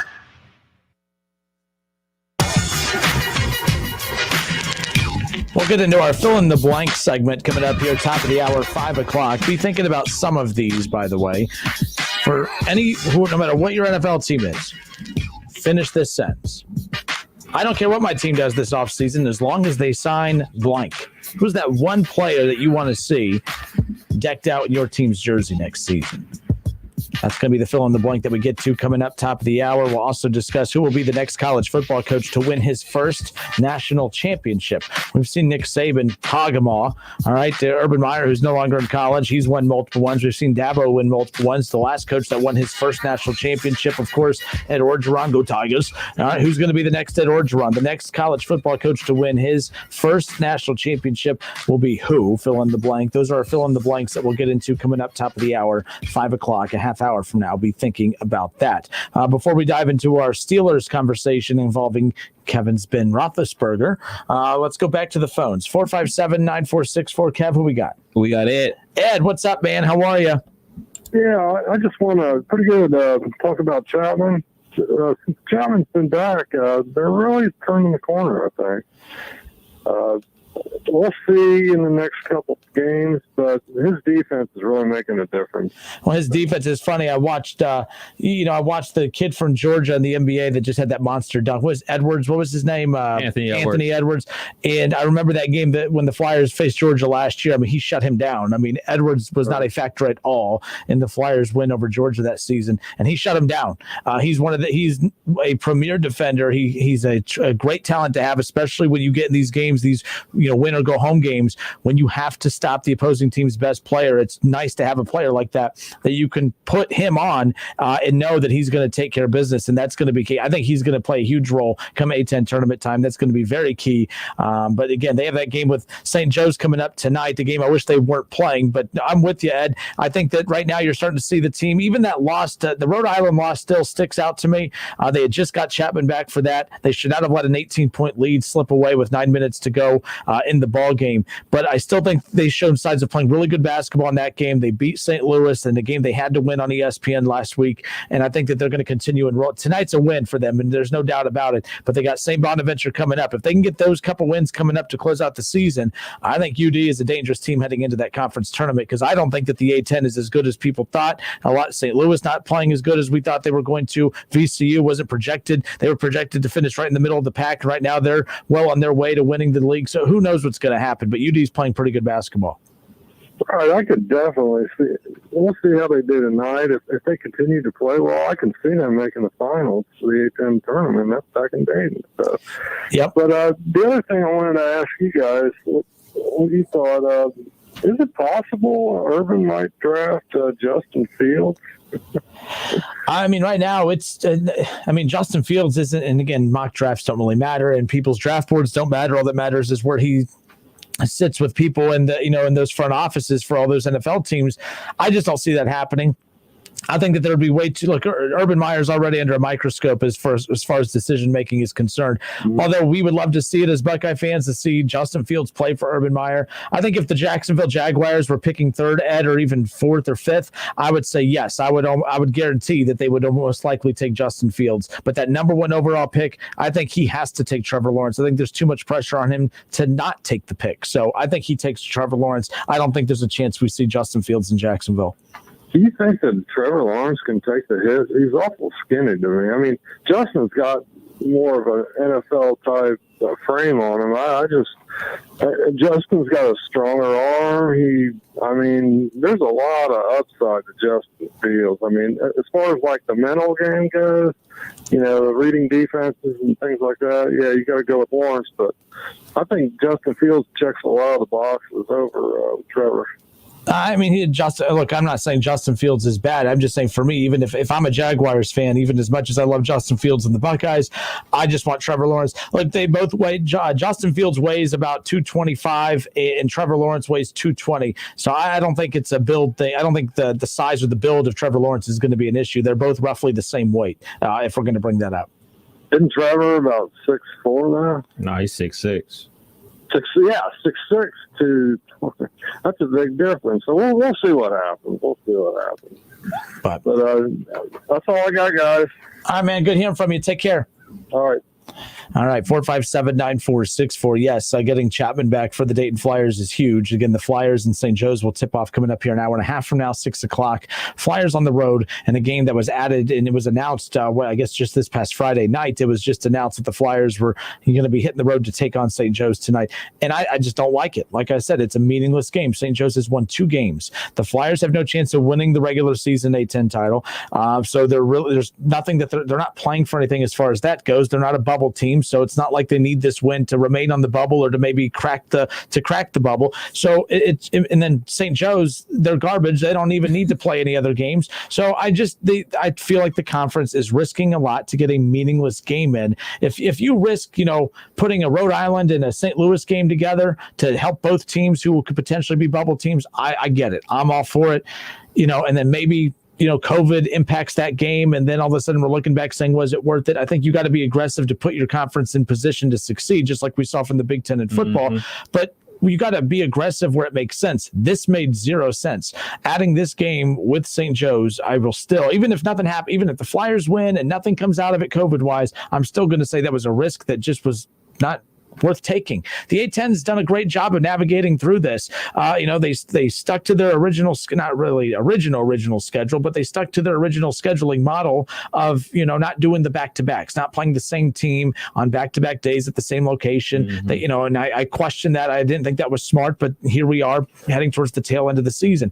They have their conference tournament. They readjusted. They're going to have a host site location. They're not going to be at Barclays Center. And then they're going to have the finals at UD Arena. I mean, they've done a good job of navigating through this, mainly because they wanted the conference tournament championship game to close out at UD because of how close it's going to be. It's on Selection Sunday for one, and the tournament tips off that week, and that way the winner of that game, they're just an hour or whatever from Indianapolis, 2 hours from Indianapolis, and they're right there. So it just makes sense. I like how they've done it. This is a stupid decision, though. It literally makes no sense. How much pressure is on UD to make it to the conference finals since it's at UD Arena? I think that I don't know if there's pressure on them to do it. I think that's an extra incentive and a motivator. Yeah. Not that I think they needed any more motivation. You should always want to win, and your goal should always be to win the A-10 tournament. But my thinking is now because you could play. I mean, like I said, senior night was last Friday, their last home game, whatever. I said this was going to be the last game you ever see Jalen Crutcher at UD Arena, or is it? Because if the Flyers make a run and get to the finals, they could have one more game at UD Arena. And I like the word you use, incentive, better than what I use. Yeah. So what type of incentive do you? I think if there was fans in the building, I would almost guarantee they would make it back to the final. If it was a normal situation and fans were allowed in there and it was going to be ruckus and everything like that, I would almost guarantee that they were going to make it to the A-10 final. Well, if it was regular, it would be at Barclays and none of this. But I know, but to your point, yes, if it was a situation where, let's just say this was the conference setup, and that the finals would be held at UD Arena, then absolutely. I mean, yes, there would be a little bit more even more incentive, even more drive to get there. Because I remember the first four. Remember they played the first four at UD Arena, and that place was, it was a home game, literally. And you bring that up, and I'll never forget this city losing their mind. They were excited about the tournament, but they felt disrespected. They felt they felt that the committee was a slap in the face to put them in the first four. And I'm like, look, not everything, like UD is a great program, but to sit there and act like they were too good to play in the first four, like that's ridiculous. And if anything, if you're going to be forced to play in the first four, at least you're playing on your home damn floor. Right. And that was an experience that no other Flyer will ever be able to play a home game in the NCAA tournament. No other team will ever be able to say that. Now, there may be teams that might play on their home floor in an NCAA tournament game, but because the tickets are not, it's so dispersed out. I don't even think that's even happened anyways. But the point is I'll never forget that year for how negative everyone was. But then everyone was super loud. The arena was amazing. Still, that game was pretty damn cool. The finish to it, everything. It was storybook ending. They win another game in the NCAA tournament. They make a run. It's a pretty fun year. But the first four, getting that game on their home floor, pretty dang cool. But beggars can't be choosers. Matter of fact, something came up in my memories the other day about Syracuse when they played in the first four, and I remember you were trying to get me tickets to get down there for Boeheim's press conference, but something you actually did get me the pass, but that was back when the world was wide open and I was stuck here at the station. But Boeheim couldn't make it. Something about car trouble. I don't know. Kenner, my coach alone with his. He stopped for food. He said, I hate to eat and run, but he had to get what? What'd I say? What? Leave my nose picking coach alone. All right. And by the way, we announced yesterday, the OHSA Boys and Girls State Tournament's going to be held at UD Arena. Pretty dang cool. The arena is being used for so much now. Of course, obviously the Flyers home games, men and women, but you got the OHSA Boys and Girls State Tournament going to be held there. The A-10 championship game going to be held there. Bragging about this magnificent arena, but yet last Friday on ESPN, the PA announcer, I don't even know who he is, PA announcer or whatever for UD, has to do the countdown for the shot clock because the shot clock doesn't work. I with all that money you put in that damn arena, you mean to tell me you couldn't get a functional shot clock? Let's go. Luckily, for high school, you don't really have to worry about that, right? True. Very true. You don't need that. Yeah, really. Clock malfunction, huh? Yeah. I seen that. So in the background, you hear 5, 4, 3. He doing it himself? Goodness. Oh man, that's as mid-major as it gets right there. I'm just saying. Beautiful arena, nice seats. Great. I love the even the concourse. It honors its history. Shot clock malfunction. Shorten the wire, man. They got it fixed, man. Don't worry about it. Great thing about things breaking is you get new stuff. That is a fact. That's right. We'll be back. More of the Justin Kinner Show with Kev Nash. When we come back, don't go anywhere. I'm glad you refrained from saying what was on your mind. For once.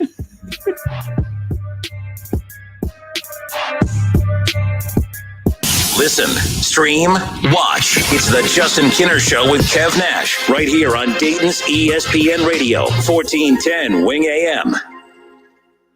Attention Class A CDL drivers. Looking to be more than just a number? Yoel Transportation in Dayton is looking for drivers with at least 1.5 years experience. Yoel has open positions for no-tarp flatbed drivers and no-touch regional or local van drivers. Yoel is ELD compliant and offers 401k with match, medical, dental, vision, holiday pay, vacation, safety bonuses, and now has a rider policy. Call Rick or Joe at 937-294-5933 and ask about the $5,000 sign-on bonus today.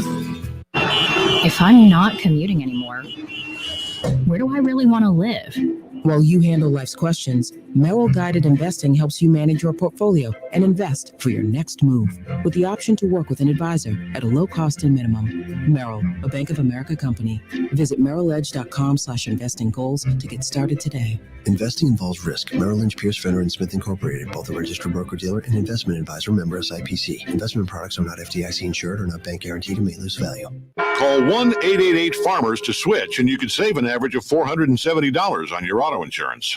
That's a lot of money in just a few minutes. With savings like that, you could be lounging on an impractical amount of ornate and overpriced throw pillows you bought for your couch. But you won't, because you're better with money than that. That's why you're calling us in the first place. Call 1-888-FARMERS to get a quote today. We are farmers. Bum, bum, bum, bum, bum, bum. Based on average nationwide annual savings survey data July to December 2020, underwritten by Farmers Truck or Fire Insurance Exchanges or affiliate. Products not available in every state. Listen to this radio station on the radio.com app anytime, anywhere. Listen to more than 300 stations along with more than 3,000 podcasts from your home area or across the U.S., all free. With the radio.com app. Roosters would like to thank all of our loyal guests and all the loyal Buckeye fans for your support this year. Because of you, we've been able to stay open and keep our award-winning team employed. Our team members go above and beyond and are dedicated to providing you and your family the safest dining experience possible while still providing a fun, casual atmosphere to relax, laugh, and enjoy our award-winning food. Roosters, the official wing sponsor of Ohio State Athletics. New to the Wendy's 2 for $5 lineup is their classic chicken sandwich. Go grab a 2 for $5 deal and pick 2 faves like a Dave Single Nugs and now the classic chicken sandwich 2 for $5. Price and participation may vary. Limited time. Dayton Flyers basketball fans, don't miss Talking Out Loud with Sully every Thursday night at 6 p.m. Game recaps, game previews, visits from former Flyer greats, and more. It's a show by the fans for the fans. Talking Out Loud with Sully, Thursday nights at 6 p.m. Wear red and be loud. I'm more resourceful than I thought. My suit can still make an impression. My video games are still game changers. And my lamp can bring others a bright future. Because when I donate my stuff to Goodwill, it helps fund job placement and training for people right in my community. Now my stuff gets a second chance. And will give someone in my community a second chance too. Goodwill. Donate stuff, create jobs. Find your nearest donation center at goodwill.org. That's goodwill.org. This message brought to you by Goodwill and the Ad Council. All sports, all the time. This is 1410 ESPN Radio.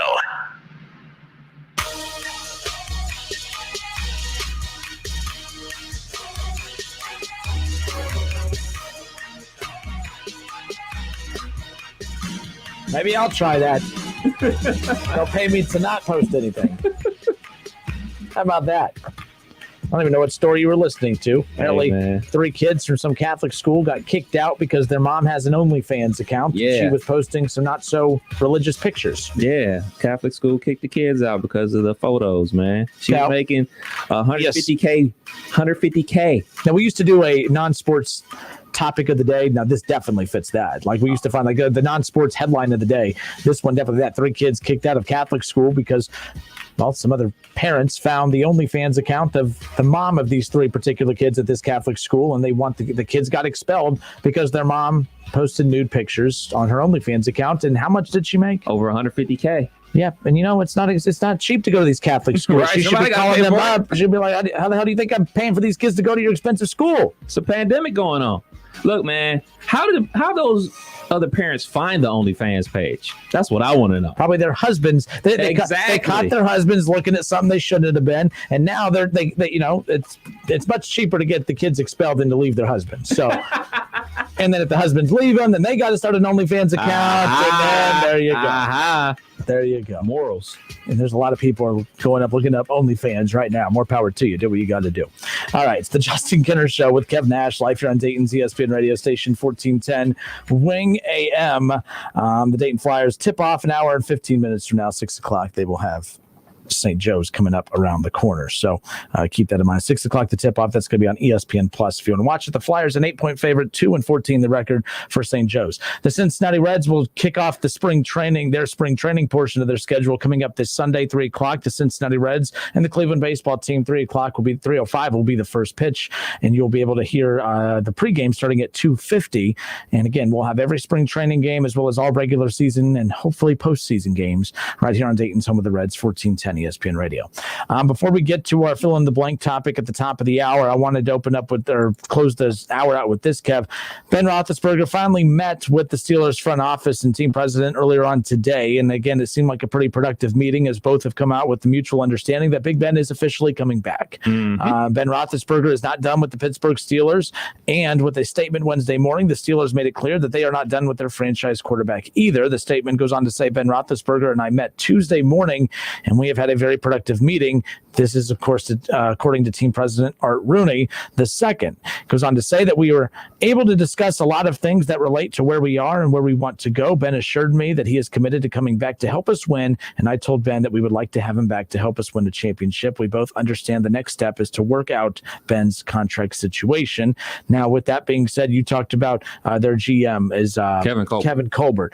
So you have the team president meeting with Ben Roethlisberger. Absent at this meeting is Colbert. So I find that interesting. Could you start to see maybe a little rift forming in the front office here? Because I don't think Colbert wants to bring Big Ben back. And by the way, I don't think that he should be faulted for that. From a business standpoint, it doesn't make sense to bring him back. But this is bigger than numbers. It's bigger than business. Big Ben is not just some slouch quarterback that's been around for 5 or 6 years. He's brought you 2 Super Bowls, taken you to 3. You've been around for 10 plus years.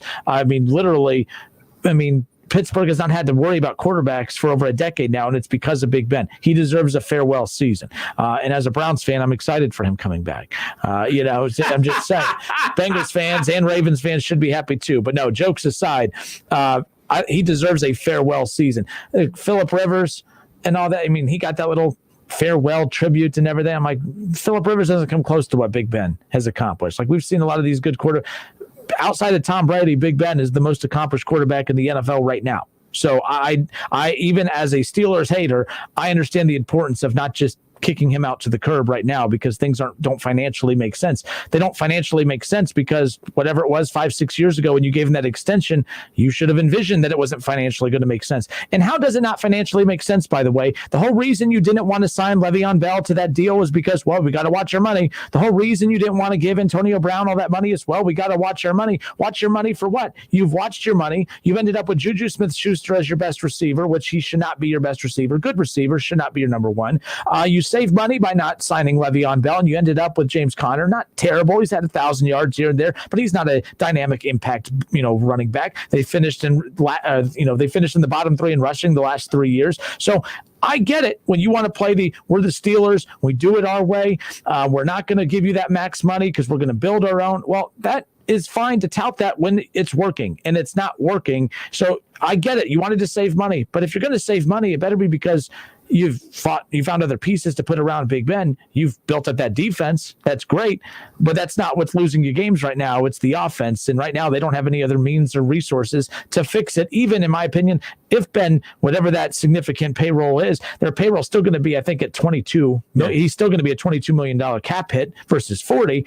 So it doesn't really clear up that much room for the Steelers to go out and give him the tools he needs. I think Juju could potentially be as good as gone at this point. He is gone. I don't know what the future of the Steelers is, but the immediate future is this might just be a farewell season for Big Ben versus actually coming back to try to compete for a Super Bowl. Although that defense, you can't count them out, but man, they got way too many holes they got to fill, including center. The biggest thing with the Pittsburgh Steelers, I know everybody's looking at Ben Roethlisberger, but I am been saying it for the last 2 years. It is fixing that offensive line. The offensive line is the major problem on the team. I know we're going to get into this topic a little bit later about guys that we want our teams to go and sign in free agency, and I got my number one guy by a mile in my mind, but they have to fix that offensive line. And to be perfectly honest, the Steelers don't have a choice but to ask Big Ben to come back. You're really going to ask the Pittsburgh Steelers to go out there with Dwayne Haskins as your starting quarterback? He just got kicked off his team from the Washington football team in the middle of his rookie contract. You really going to have him go out there and lead your team? I think not. But the process to getting better is we've talked about, and I hate it, the process to get better is to lose. And so, yes, if they had to go into a season with Dwayne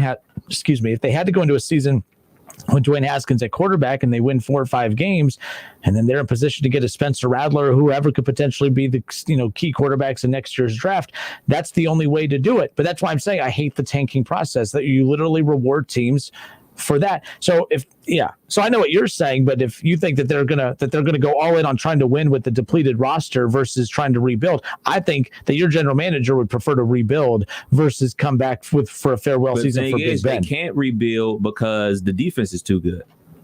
What you gonna do? The only way you can quote unquote rebuild is to pull the Dolphins. Well, no, real quick, the Dolphins, the Jaguars did. The Jaguars were good. Like, I don't like people forget how the problem is the Jaguars weren't good for too long a period of time. People don't realize just how many top tier talent. I mean, between Jalen Ramsey and Ngakoue and the linebackers and everyone they had, Telvin Smith, they had elite talent. Husky, that was one of the best defenses, if not the best defense in the NFL during that stretch. And so they were at the same situation that you're talking about. They mortgaged everything away. So, and would Pittsburgh do that? It's not in their cards. I mean, I'm 31 years old.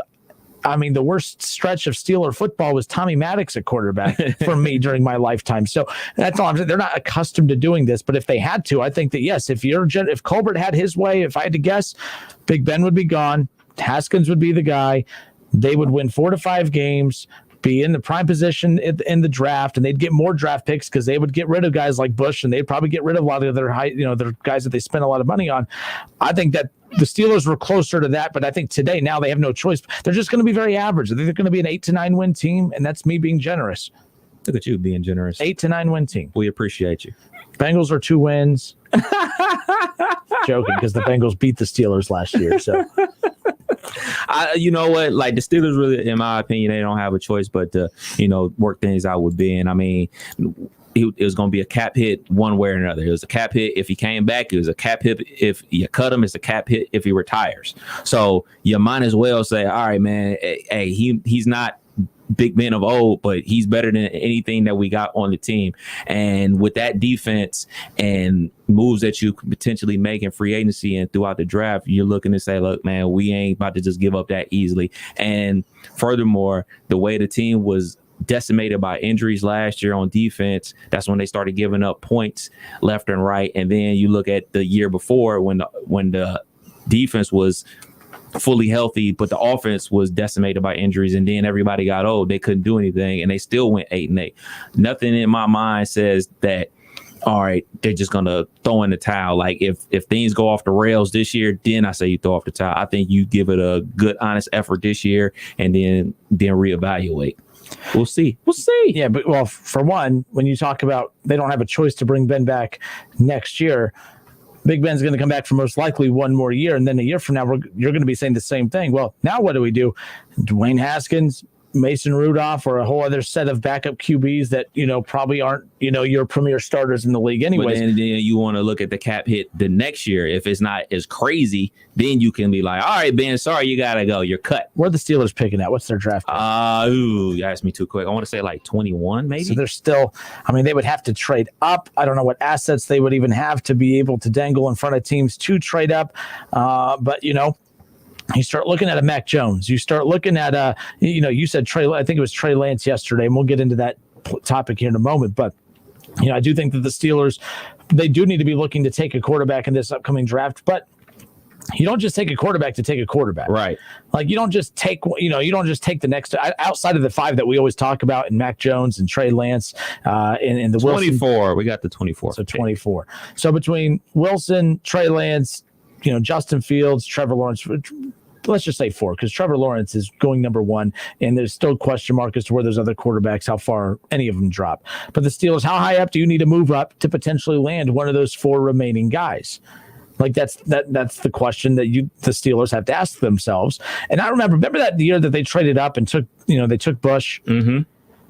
There was a feeling that right away when the Steelers announced that they were trading up, everyone thought it was Haskins. Mm-hmm. Everyone thought, and I even thought Haskins coming out of college, everyone, the player comp for him in the NFL because of his body size and how big he was, it was that, yes, a lot of Byron Leftwich. We heard a lot of that. But as far as current player comp was Big Ben. Mm-hmm. So when I heard that the Steelers, the little chime happened that the Steelers had moved up to trade to pick ahead of the Bengals, it cracked me up because I thought they were literally moving up to take Dwayne Haskins as the next guy in line. And I was like, oh, that makes a lot of sense. And then they took Devin Bush, and then, it was a great pick, by the way. But the point is I still think that the Steelers we appreciate have been in need of that court. But had they done that, I know Haskins, it's easy now to say it's a good thing that they didn't. But had they done that and Haskins was being, tutored under a much better system, I think Haskins a year or 2 in the league as a backup would have been more prepared to take over than the situation he finds himself in now. Haskins is not your quarterback of the future. I'm never going to say that, but I have no clue where they're too good. The Steelers are still too good to get the top quarterbacks in the draft, right, but they're not good enough to do anything to get, once they get in the playoffs or even get to the playoffs. Back-to-back seasons, they made it They didn't make it last year. They made it this year, of course. Lost to the Browns. But you just can't have that. And by the way, Big Ben, the lasting memory of Big Ben could not be with his hands in his little pack, sitting on the bench with his head down. That could not have been the lasting memory you had of Big Ben in Pittsburgh. I hope it's billed as a final season. I hope Big Ben comes out and announces, this is my final year. I'm out at the end of this year no matter what. I think when you do this anticipation thing, you're never going to end this unless you win a Super Bowl. The season's never going to end on a note that you feel good about. Right? Yeah. But that's how it ends for most guys. Like, most guys don't have like the storybook ending. I mean, I know we like to, especially Pittsburgh Steelers fans, like to say like, oh man, Jerome Bettis went out as a champion. Well, he wasn't a starter on that team. Fast Willie Parker was a starter running back on that team. He was the short yardage running back.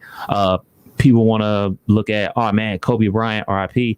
He went out on his own guns. Well, yeah, he went out guns a-blazing, but he ain't make the playoffs. Like, there's only like John Elway is like really the only guy that I can think of that walked away, that could still play the game and walked off the field a champion. Like, I really can't think of anybody else that really does that. Most players of this caliber end up playing for somebody else, like it ends up uncomfortable, like Cam Newton. Peyton Manning, by the way, won. He wasn't still good football player. He was a starter, though. He was a starting quarterback. Yeah, you're right. He won. I mean, but I mean, what I'm saying is Akeem Olajuwon played for the Raptors.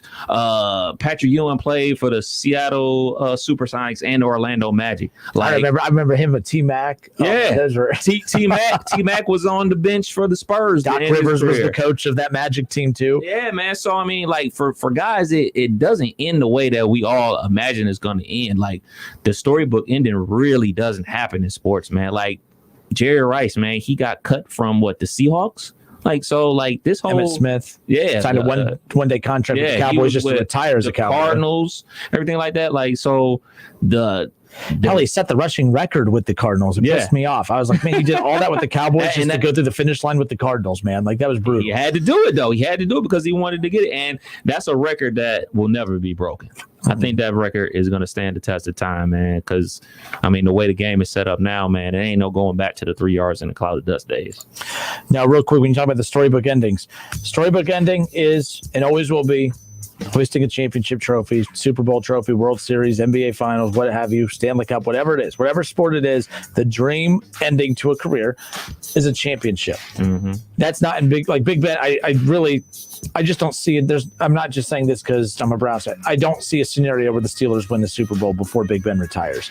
So to me, Kev, the second best thing that could happen for Big Ben is a non-playoff team. You head into that final week of the season and you know that that's his final game. It could be billed as his final game. Like the Kobe thing, I was almost glad the Lakers didn't make the playoffs in Kobe's last year because you knew when you tuned into that game, it was the premier game that night. It wasn't, two teams. I think it was the Jazz. The Jazz, so it was the Jazz and the Lakers, but it was Kobe's final game. Right. There was nothing else riding on that game. There was no playoff seeding, no play to win the division, to win your division, no playing to get into the play. It was strictly billed as Kobe's final game.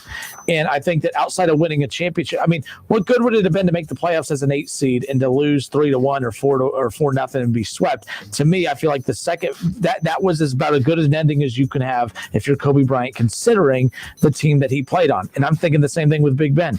Missing the play. I mean, like I said, the lasting memory, if Big Ben would have retired, the last memory you would have had of him on a football field is him, picture it, sitting on that bench after the Cleveland loss, just looking down, no one else around him. Pouncey was with him for a bit and then walked away. That would have been the lasting memory. But if he would have announced his... The lasting memory? If he would have retired, if Big Ben would have retired, that would have been the last... not the lasting. Okay, I got it. That would have been the last image you have of him. Last and lasting are two different things. The lasting memory is your career in a nutshell. That wouldn't be his career in a nutshell. But the last image, yeah, that the loss obviously, but like the lasting, his memory of his career, that wouldn't have been it. You're But those are two different words. You're nitpicking an ing that I put at the end of a word. Those words have two totally different definitions.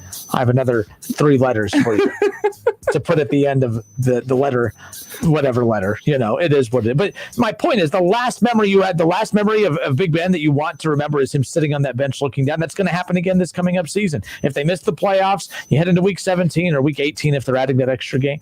It's billed as his final game. Boom, off you go. Or they make the playoffs in the wild card and get embarrassed by the Browns again. Power to you. All right, what's today's date? I'm going to keep this on file just in case. You know how petty I get sometimes. February 24th, and this is the... I'm being nice when I said the wild card. I mean, is it still the expanded playoffs? Hey, man. Because if not, all that happened today was the Steelers announced that they were going to be competing for a wild card, and if that. Rank the quarterbacks in the AFC North. You can rank the quarterbacks. He's the worst quarterback in the AFC North right now. Okay. We know that. We watched it. Okay. I think that we're Lamar, Baker. I think we're just like, all right, man, it ended bad, so that's how it's going to be for foreseeable future. Like, if we were to ranking them 5 games into the season, Ben's number 1, Lamar's number 2, and then Baker's last. Baker was not going to be last, just so you know. 5 games into the regular season, we would have said he was last. No, we wouldn't have. We wouldn't have. They were 4-2 or 4. They were 4-1 5 games into the season. Was that week 6 where he had that great game versus Steelers? Was it the wild card round where Big Ben had that great game against the Browns? I know how that ended. That ended terribly. Horrible. Yep. Meltdown. And I remember I called it. Started with the Washington game. I called the upset weeks in advance. You were off, and you're like, I listened to that garbage when they were undefeated. You thought I was crazy? You also said the Washington football team was going to beat Tampa Bay in the first round. That was my upset pick. Everyone has their upset pick, but I called this one weeks in advance because I saw your old geriatric quarterback starting to crumble before our very own eyes. Lamar Jackson, Baker Mayfield, Joe Burrow, Big Ben, in that order. Yeah, he beat all those guys last year. Swept the Ravens, by the way. The Steelers suck. We'll be back in a moment. Hour 3 coming up now. I was trying to be nice, Kev. You can't be. It's not in your nature. It's cool.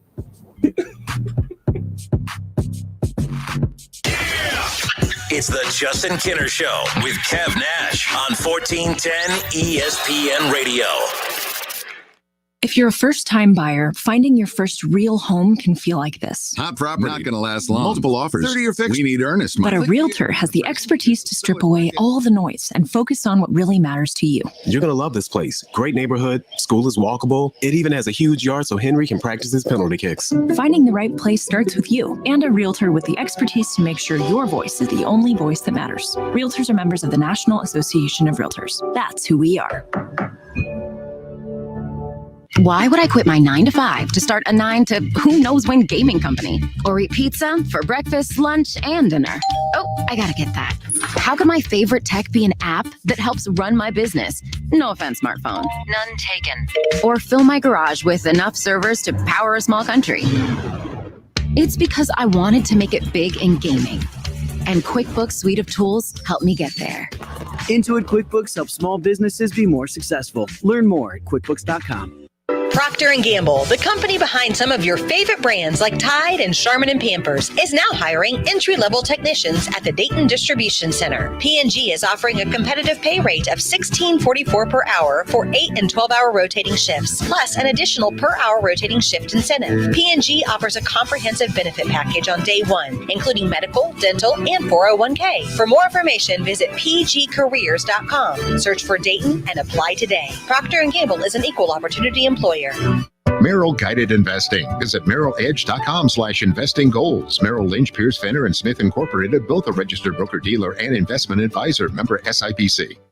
Excuse me. I know you have a 9 o'clock, so I'll keep this short. I'm the business suit in the back of your closet. You wore me nearly every day before your office went, quote, casual. I used to be the CEO of your closet. Now I'm just that one intern no one ever talks to. I always thought you'd circle back with me, get granular, keep me in the pipeline. But nada, nothing. Don't you remember the McKittrick presentation? You spilled coffee on me and I still looked amazing during the breakout talkback Q&A. So I think it's time for me to move on. I've got a great resume and I absolutely crush it in interviews, okay? Let's make this a clean break. Shift the paradigm. The only thing I ask is that you think outside the box here and do this. Take me to Goodwill, where I can really make a difference. Your donations to Goodwill create new jobs, training programs, and education assistance for people in your community. To find your nearest donation center, go to goodwill.org. Donate stuff, create jobs. A message from Goodwill and the Ad Council. 1410 ESPN Radio is Dayton's home of the Ohio State Buckeyes on the hardwood. Football may be over, but basketball is just heating up. Support Chris Holtman and his Buckeyes as they battle it out in the toughest conference in all of college basketball, the Big Ten. Every dribble, every shot, every Buckeyes win. Catch it all right here on ESPN 1410 Ring AM. College football playoffs, Browns, Bengals, Buckeyes, and more. Catch the Keith Byers Show Mondays at noon on 1410 ESPN Radio. We are Dayton's home of the Ohio State Buckeyes. And into the end zone goes Chris Olave. KJ Hill, 6-yard touchdown catch. Right sideline and down he goes to the end zone. WING 1410 Dayton's ESPN Radio. It's the Justin Kinner Show, live here on ESPN Dayton, 1410 Wing AM. Tweet the show at 1410 Kinner or give us a call at 457-9464. We now send you to the Wing Studios in Kettering. Here's your host, Justin Kinner.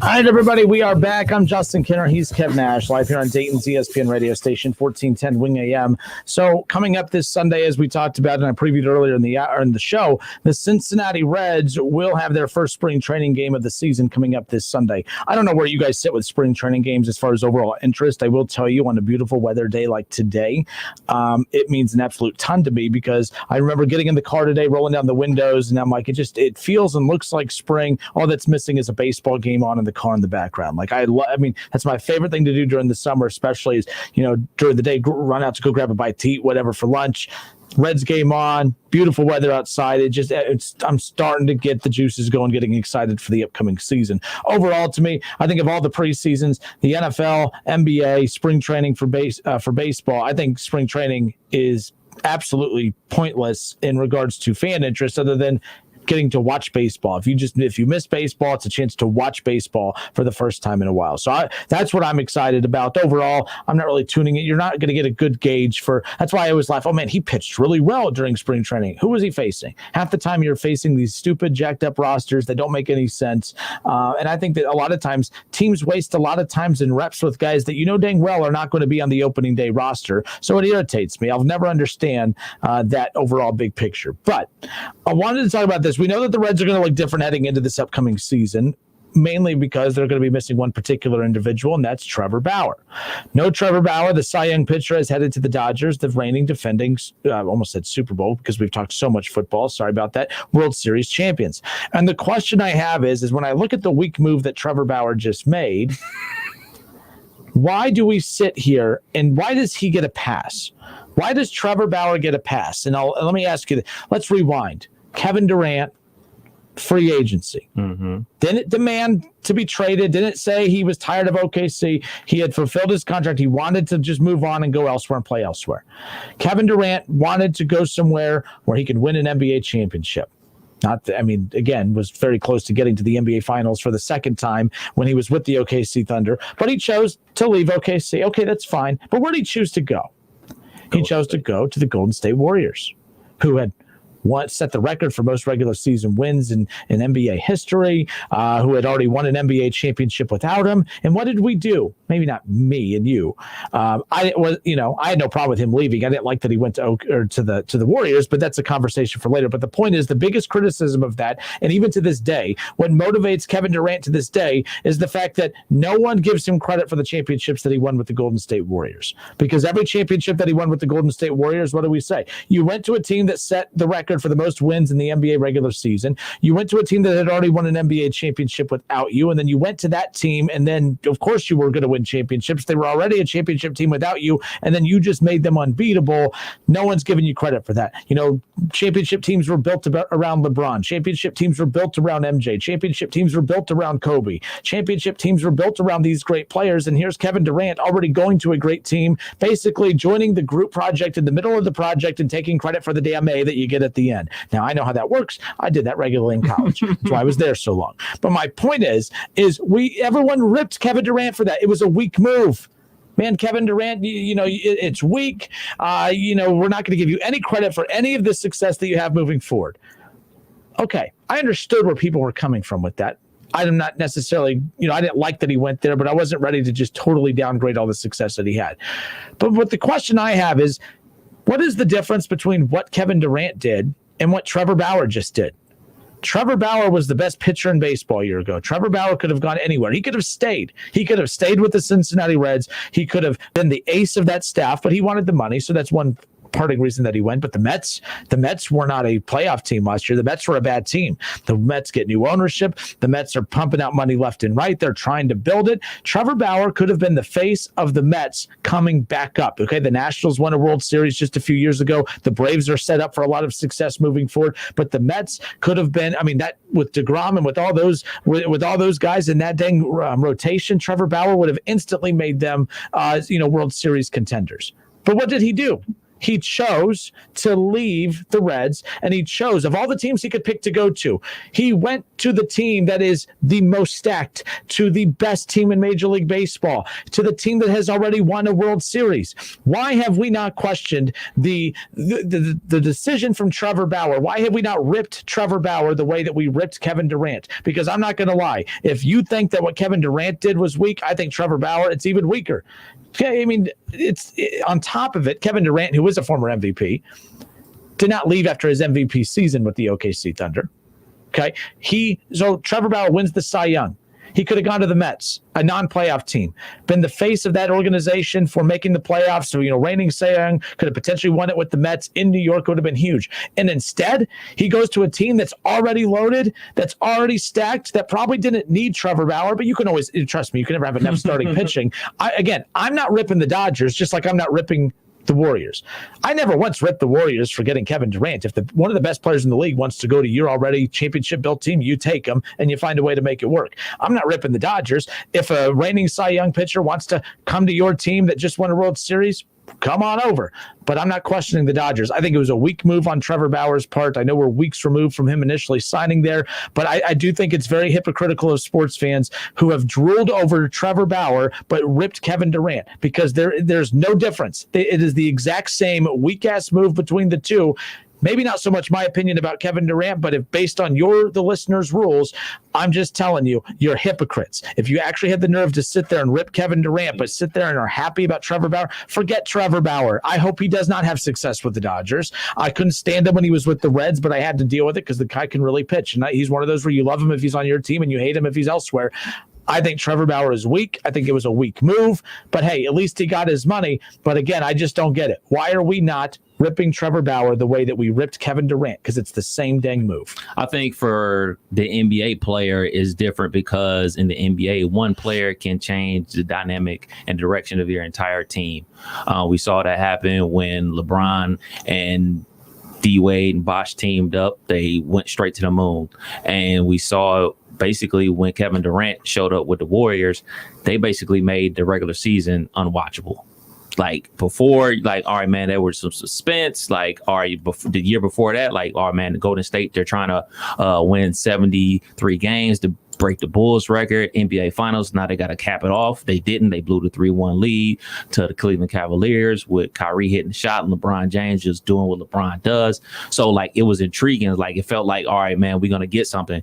When KD was there with the Warriors, it was all anticlimactic. It was almost basically like we're watching something that we know is going to happen already. So it kind of took the thrill away. And for me, being a huge NBA fan, the association, I love it so much. It basically was like, man, I don't even need to watch this because I know they're going to win. Like you can't, like, as great as LeBron James is, offensively, if you just look at the way Kevin Durant plays the game of basketball, he's a 7-foot guard, and you can't do nothing about it at all. Like, I mean, even the best defenders, he's going to get buckets on. Even if he has a bad shooting night, he's still going to get buckets.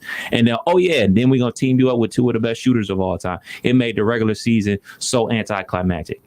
But when you shift it to a Trevor Bauer in baseball, this is always going on in baseball. In baseball, this is why they have the strongest players union, because their players always do what they deem is best for them. And 9 times out of 10, they always go where they can get the most money.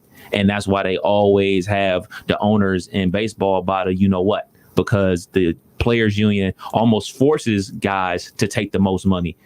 So I'm pretty sure that the Dodgers offered up the most money. And in baseball, Bauer isn't pitching every day. In basketball, KD's playing every day. In baseball, I mean, in a 7-game series, you're going to see Bauer 3 times if you're lucky. Like, and in baseball, like we talked about before, with high priced players and superstars and everything like that, you can take them out the game by simply throwing 4 balls. And that's it. You can take them out the game. We saw it a billion times with Barry Bonds in the World Series. Like, oh, man, he hit that first home run in the first inning. Barry Bonds, you're not swinging the bat for the rest of the night. You're going to get walked every single time. So I think in baseball, it's just as simple as, yeah, you can go to that team, but you're not making the biggest impact that everybody thinks you're going to make. You only can make an impact on the days that you actually play. And for a pitcher, you don't play every day. Yeah, but we're not. But in baseball, though, the pitching is the most important. Mm-hmm. Like that does as a collective, matter. Though. As a collective, that's my point, though. As a collective, you already have a team that collectively won a World Series because of the talent that they already have in that rotation, because of the talent that they already have, even on the within the lineup. I think it's a very weak move. If had he gone to the Mets, I would have been a bigger fan of that. I thought it would have made a lot more sense. I'm getting a lot of Paul Thompson on Facebook says he went home. Can't fault him for that. I completely get it. Yes, he went home. I'm coming home. Yeah, he went home, but he's going home to play for the defending World Series champions. And then if they win win a World Series, I think it's weak. I'm going to treat this the same way that everyone was treating the Kevin Durant situation. I refuse to let Trevor Bauer get any credit for any success that the Dodgers have with him, because no one ever bought into what the Warriors did with Kevin Durant, because that was a cheap way to go get a dynasty. That was a cheap dynasty, even though there was a championship won before Kevin Durant got there, which is the whole point of why I say that, it was kind of a weak move by Durant to do that. I get where people are jumping in on it, but I think that why he got ripped and why Trevor Bauer's not getting anything is ridiculous.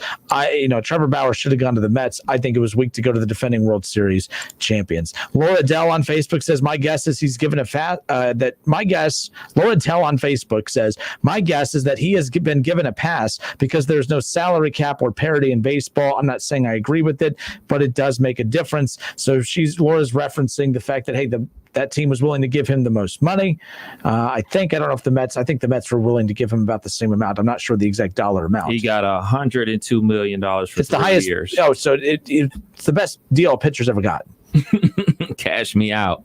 So I get it, but I still think it's weak. Even if it was money based, even if it was, that's where I grew up and I always wanted to be a Dodger. That's fine. That's cute.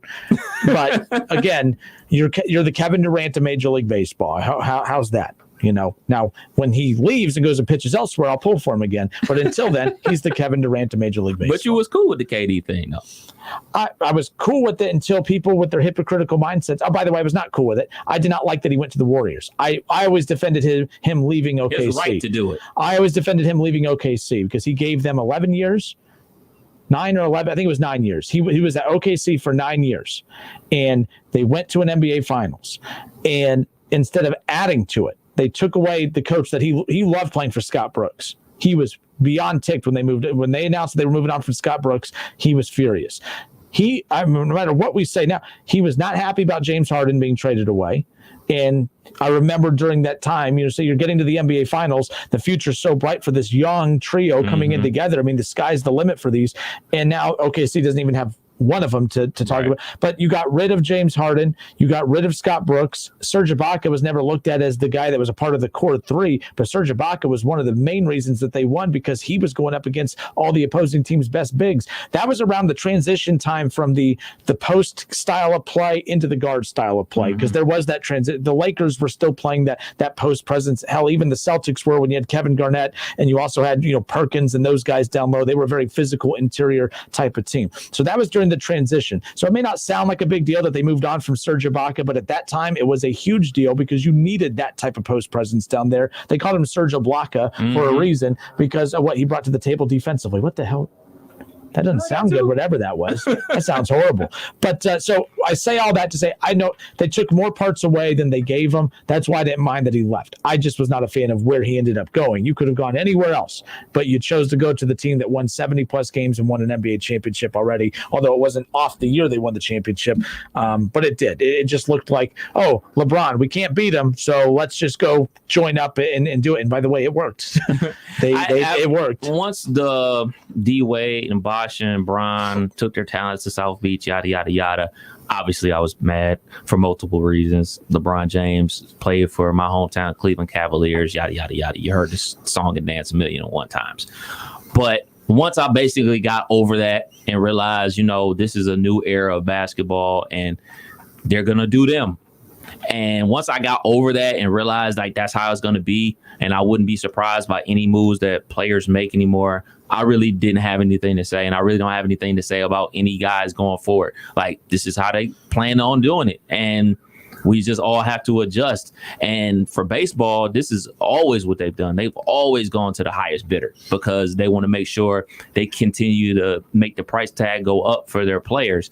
And there's no union as strong as the baseball players union because they always about their money. They would crap on players like if they did what they do in the NBA, like the Tim Duncan thing, like, oh, I'm gonna give them a hometown discount to stay with the Spurs so they can re-sign Ginobili and re-sign Parker and all these type of things. They look at you like you crazy. Hey man, go get that money. And that's what it's always been about with baseball. So I really don't necessarily knock him for it. Only reason I knock Trevor Bauer is because he decided to play with an airplane and cut his finger while we was on our way to the World Series back when he was with the Cleveland baseball team. He was originally a Cleveland baseball pitcher, Cleveland Indians pitcher. So playing with a drone, cut your finger wide open, you couldn't pitch. Thanks, buddy. Appreciate it.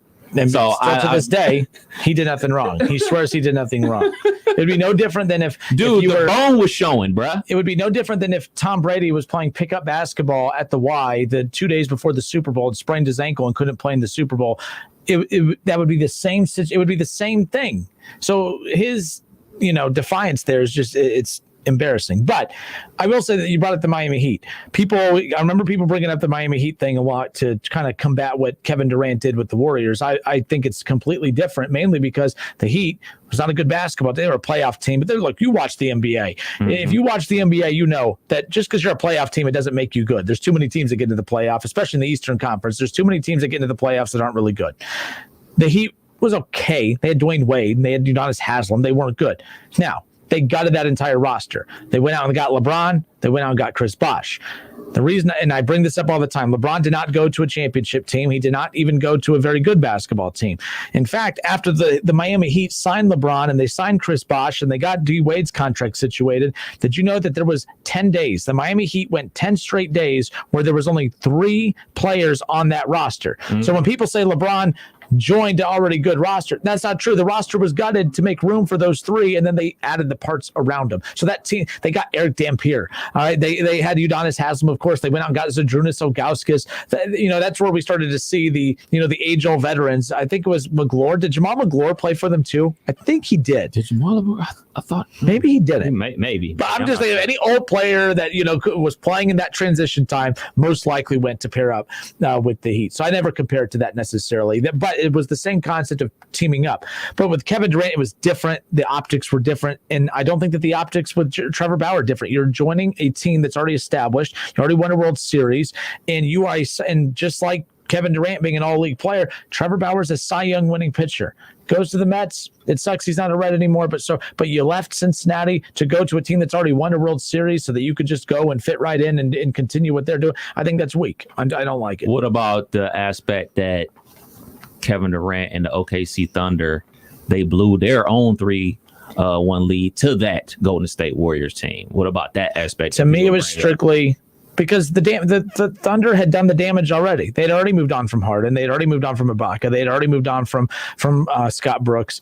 That game, like Durant had already made up, in my opinion, in his head that he was leaving before that series anyways. And now maybe getting to the finals would have changed that up a bit. But I think people were looking for any bullet point possible to fire away at Kevin Durant with that. For me, it was as simple as, you shouldn't have, there was no reason to join that team other than, hey, cool. I could, like age-old veterans do it. Like I talked about Zydrunas Ilgauskas and Eric Dampier. I understood why they jumped on this, jumped on board with the Miami Heat.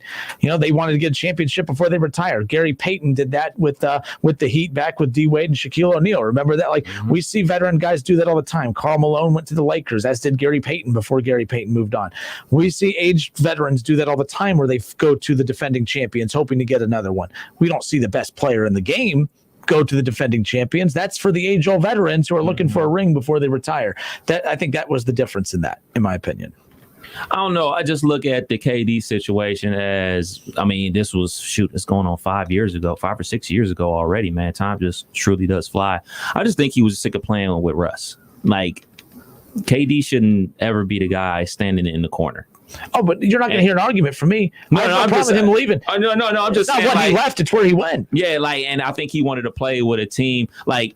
As much as people hated the Warriors and everything like that, I guarantee you, basketball coaches around the world love the way they play basketball because everybody touched the ball and the ball was hot. And they were good defensively. Yeah, and the ball wasn't stagnant. It wasn't in one person's hands. It wasn't isolation ball. It wasn't a ton of oh man, you just get it on the block and you just work, pound it into the ground. The ball moved around the court so fast. They had backdoor cuts, all those cliche things that your coaches talk about, but those guys were skilled enough to execute it. It was almost like the Princeton offense. They were moving the ball so well.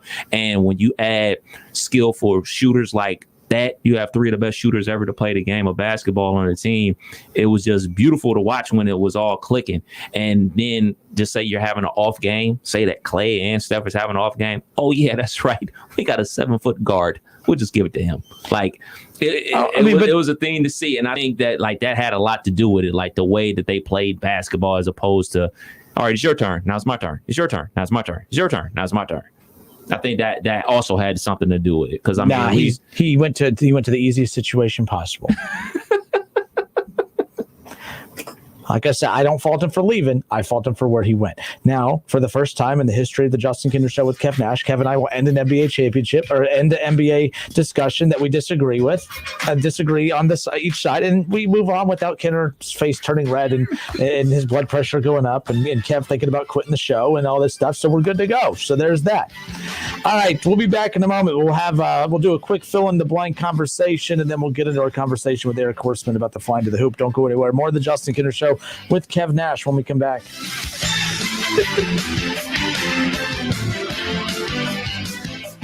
Listen, stream, watch. It's the Justin Kinner Show with Kev Nash right here on Dayton's ESPN Radio, 1410 Wing AM. ESPN 1410 Wing AM weather. This afternoon will be cloudy and windy with rain, a high near 54. Tonight's going to be mostly cloudy, a low around 28. And tomorrow will be partly cloudy, a high near 42. I'm Pete Spivak for 1410 ESPN Radio. At Menards, save big money in your next project with 11% off everything. Get softer skin and cleaner clothes with a Morton Water Softener. Water softeners remove minerals and will eliminate hard water stains and give you better tasting water. The 27,000 grain unit is $319.99 after 11% off. Get 11% off everything at Menards. Good through February 27th. Savings are a mail-in rebate. Some exclusions apply. See store for details. Save big money at Menards. If I'm not commuting anymore, where do I really want to live? While you handle life's questions, Merrill Guided Investing helps you manage your portfolio and invest for your next move with the option to work with an advisor at a low cost and minimum. Merrill, a Bank of America company. Visit merrilledge.com/investing goals to get started today. Investing involves risk. Merrill Lynch, Pierce, Fenner & Smith Incorporated, both a registered broker-dealer and investment advisor, member SIPC. Investment products are not FDIC insured or not bank guaranteed and may lose value. There's nothing better than a fresh-made home-style meal, but not everyone loves the hassle of cooking. At Lee's Famous Recipe Chicken, home-style happens here with our famous 12-piece family meal at a great price. This famous family meal includes 12 mixed pieces of Lee's fresh, never-frozen chicken that is honey-dipped, hand-breaded, and cooked to perfection, plus 3 large sides and 6 fluffy biscuits. Get a home-style meal made easy today with Lee's 12-piece family meal at a great price. Only at Lee's, famous for chicken. How much money would you like to save just by doing something you're already doing? 15 or 25%? How about 40%? With Allstate, safe drivers can save 40% just by doing something they're already doing. Driving safe.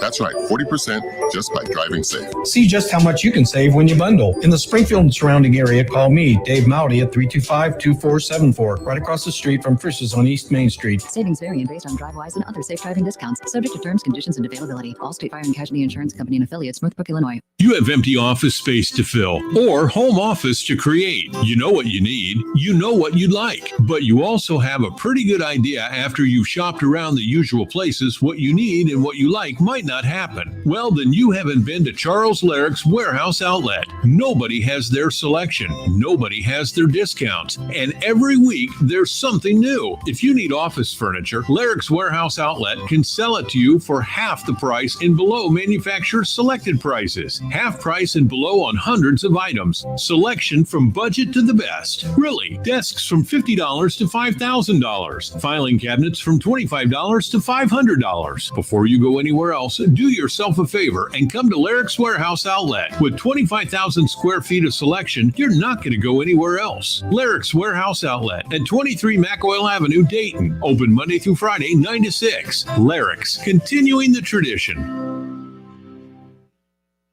Before you move in and start making a lifetime of memories, there's something you should remember: the value of working with a realtor.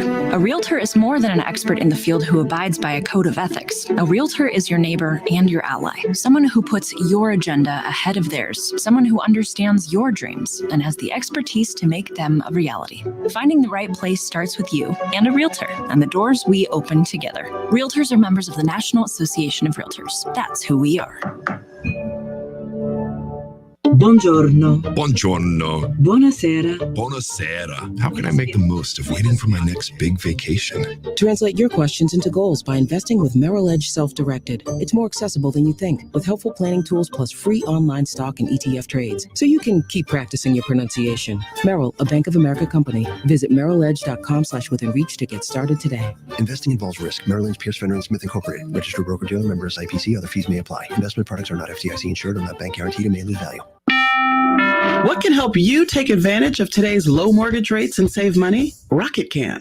You could save hundreds of dollars every month by refinancing with Rocket Mortgage at today's near historic low rates. If your current rate is over 4%, with today's low rates, you could lower your payment by over $150 a month, saving thousands in interest every year. With a cash out refinance from Rocket Mortgage, you could consolidate and pay off high interest debt, tackle home improvements that could add value to your home, or even set aside cash for your child's future education.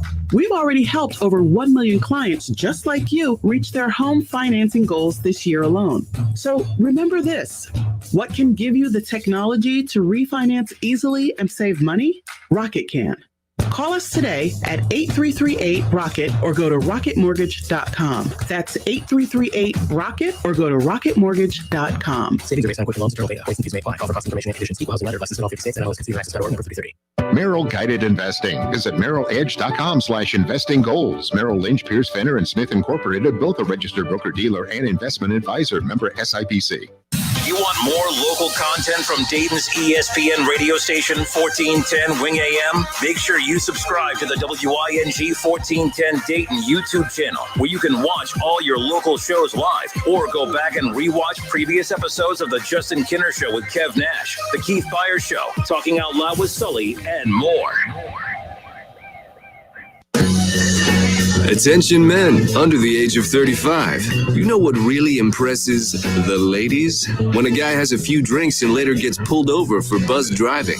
That could cost you around $10,000 in fines, legal fees, and increased insurance rates. There goes let's grab dinner and a movie. Oh, I know. You drive more carefully when you're buzzed. You've proven that hundreds of times. A woman admires that kind of confidence. And you've practiced how to speak if a cop does pull you over. Slowly, clearly, and politely like, "Good evening, officer." A woman admires that kind of foresight. And what woman doesn't find it adorable that you call it buzzed even though the law calls it drunk? You can kiss $10,000 goodbye, along with any chance of having a girlfriend. Because nothing says, "I'm a catch," more than a guy who lives in his parents' basement and calls it my place. Buzzed, busted, and broke. Because buzz driving is drunk driving. A message from the National Highway Traffic Safety Administration and the Ad Council. On Twitter, make sure to give us a follow. Search 1410 Kinner for Justin Kinner on Twitter. That's 1410 KINNER. And ESPN Dayton for the station Twitter handle. All right, we are back. Justin Kinner, Kev Nash with you here on 1410 ESPN Radio. The Dayton Flyers will be in action coming up 25 minutes from now, 6 o'clock. They will be tipping off on the road as they are at St. Joe's. And then that's their second to last game of the regular season, folks. We are winding down. We are about to wrap up the regular season on the 28th. February 28th is when the Flyers will close out the regular season. Again, their final two regular season games, both on the road. The Flyers wrapped up their home portion of the season, at least regular season, with a win over St. Louis this past Friday night in a game that I don't think many people felt confident about. St. Louis was coming in as the big dog this season. St. Louis, of course, was bit by the COVID bug, and they really have not been the same team since. But here's the deal. I know we like to make a lot of excuses for teams because of COVID and say, well, it's hard to get back in the swing of things. We have seen so many teams just play great basketball coming off of those breaks. And I'm not saying that it's fair to hold St. Louis to that standard, but, I'm watching a team like Michigan this past weekend. They have every excuse in the world not to be playing good quality basketball, and yet here they are. They've played and beaten some of the best teams in the Big Ten since coming back. So I get that St. Louis has struggled since coming back, but let's be clear here. They could be struggling because of that, but I think they're just not as good as we thought. I just don't think St. Louis is as good as we thought they were going to be. I think that's what it ultimately comes down to, big picture, which is good news for the Flyers and good news for the A-10 because that's going to open the door for more teams to have a chance come this A-10 tournament time. And of course, everyone was counting on them to be the at-large team out of the A-10. Same thing with, you're looking at VCU, who's picked to finish middle of the pack. They're a bubble team right now. In fact, they just beat St. Louis last night, so that was a big win for them. Now, the Flyers have St. Joe's tonight. I said it earlier in the show. This game should not be happening. It's a stupid game to have. The reason I say that is because it wasn't originally scheduled to be played. They weren't supposed to play tonight. The league announced that there was going to be the Flyers, hitting the road, taking on St. Joe's tonight. And again, St. Joe's is playing for nothing. The Flyers are not playing for a regular season title. The Flyers are not playing for an at-large bid. All right. The Flyers are basically only playing right now to take momentum into the A-10 tournament. And that momentum started when they beat St. Louis this past Friday night. Now, the St. Joe's game, of course, is a makeup game. It was postponed from earlier in the season. But I think you got to be selective when you're postponing games and making up games. You need to be selective with what games you actually make up because this game accomplishes nothing. Now, from the Flyer fan standpoint, you want to watch your team. I get it. I'm going to watch this game as well. But it's just the point that if something happens where, UD is going to beat them by double digits and then they come back, everyone feels good. What if there's a positive case within the program and they have to shut things down for 2 weeks and you might as well just shut it down for the season? So UD risks catching the virus and having to, suspend play because they have to go play some crap-ass team that's only won 2 games this year. I mean, give me a break. I think this is a dumb game. It should not be happening. Flyers most likely going to win. But, that in the typical Flyers fashion, though, we've seen from them so many inconsistencies and the ups and downs. They beat a team like St. Louis. Don't be surprised if they turn right back around and lose to a St. Joe's. But this is a bad St. Joe's team. I don't anticipate them losing. But I would not be surprised if the Flyers struggle against St. Joe's, not because St. Joe's is good, but because the Flyers have a habit of kicking themselves and shooting themselves in the foot when they don't shoot the ball well. But regardless of what you think about this matchup tonight, it just should not be happening. That's my biggest concern. And then, of course, the Flyers will close out against St. Bonaventure before the A-10 tournament begins. Will we see the Flyers at home one more time this season? The only way that happens is, of course, if they can get to the championship game of the A-10 finals, and of course have a chance to punch their ticket to the NCAA tournament. It's the only way they're dancing this March. Flyers will be in action again coming up 6:00, and that's so that's that. I'm trying to see if there's any situations with seeding that would juggle any type of seeding in the A-10. Nothing is tournament. finalized yet. I know that the top 4, there's still a chance the Flyers could finish in the top 4, which I'm not sure how the bye situation works in the A-10 tournament. So there's something to play for there. But I still think if you ask internally, is playing for that bye that important that you risk going to play St. Joe's? I mean, I don't know. You looking that up? Yeah, I'm looking it up right now. So they got 2 games left in the regular season. They're 8-6 in conference. You're hoping to win these last 2 to bump you to 10. Shoot, that's the thing about it.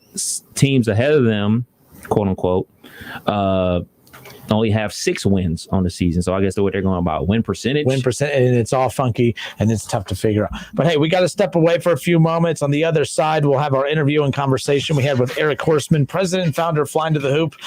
The Flying to the Hoop High School Basketball Top Gun Showcase coming up here March 7th and March 8th. He'll tell you all about it. You'll get to see 5 5-star players from around the country, 8 4-stars, including a future Dayton Flyer and a handful of potential future Dayton Flyers. Quite a few big names that Anthony Grant's looking at that's going to be playing here in the Miami Valley at Vandalia Butler High School. We'll have that conversation and more details for you on the other side with Eric Horseman. Don't go anywhere.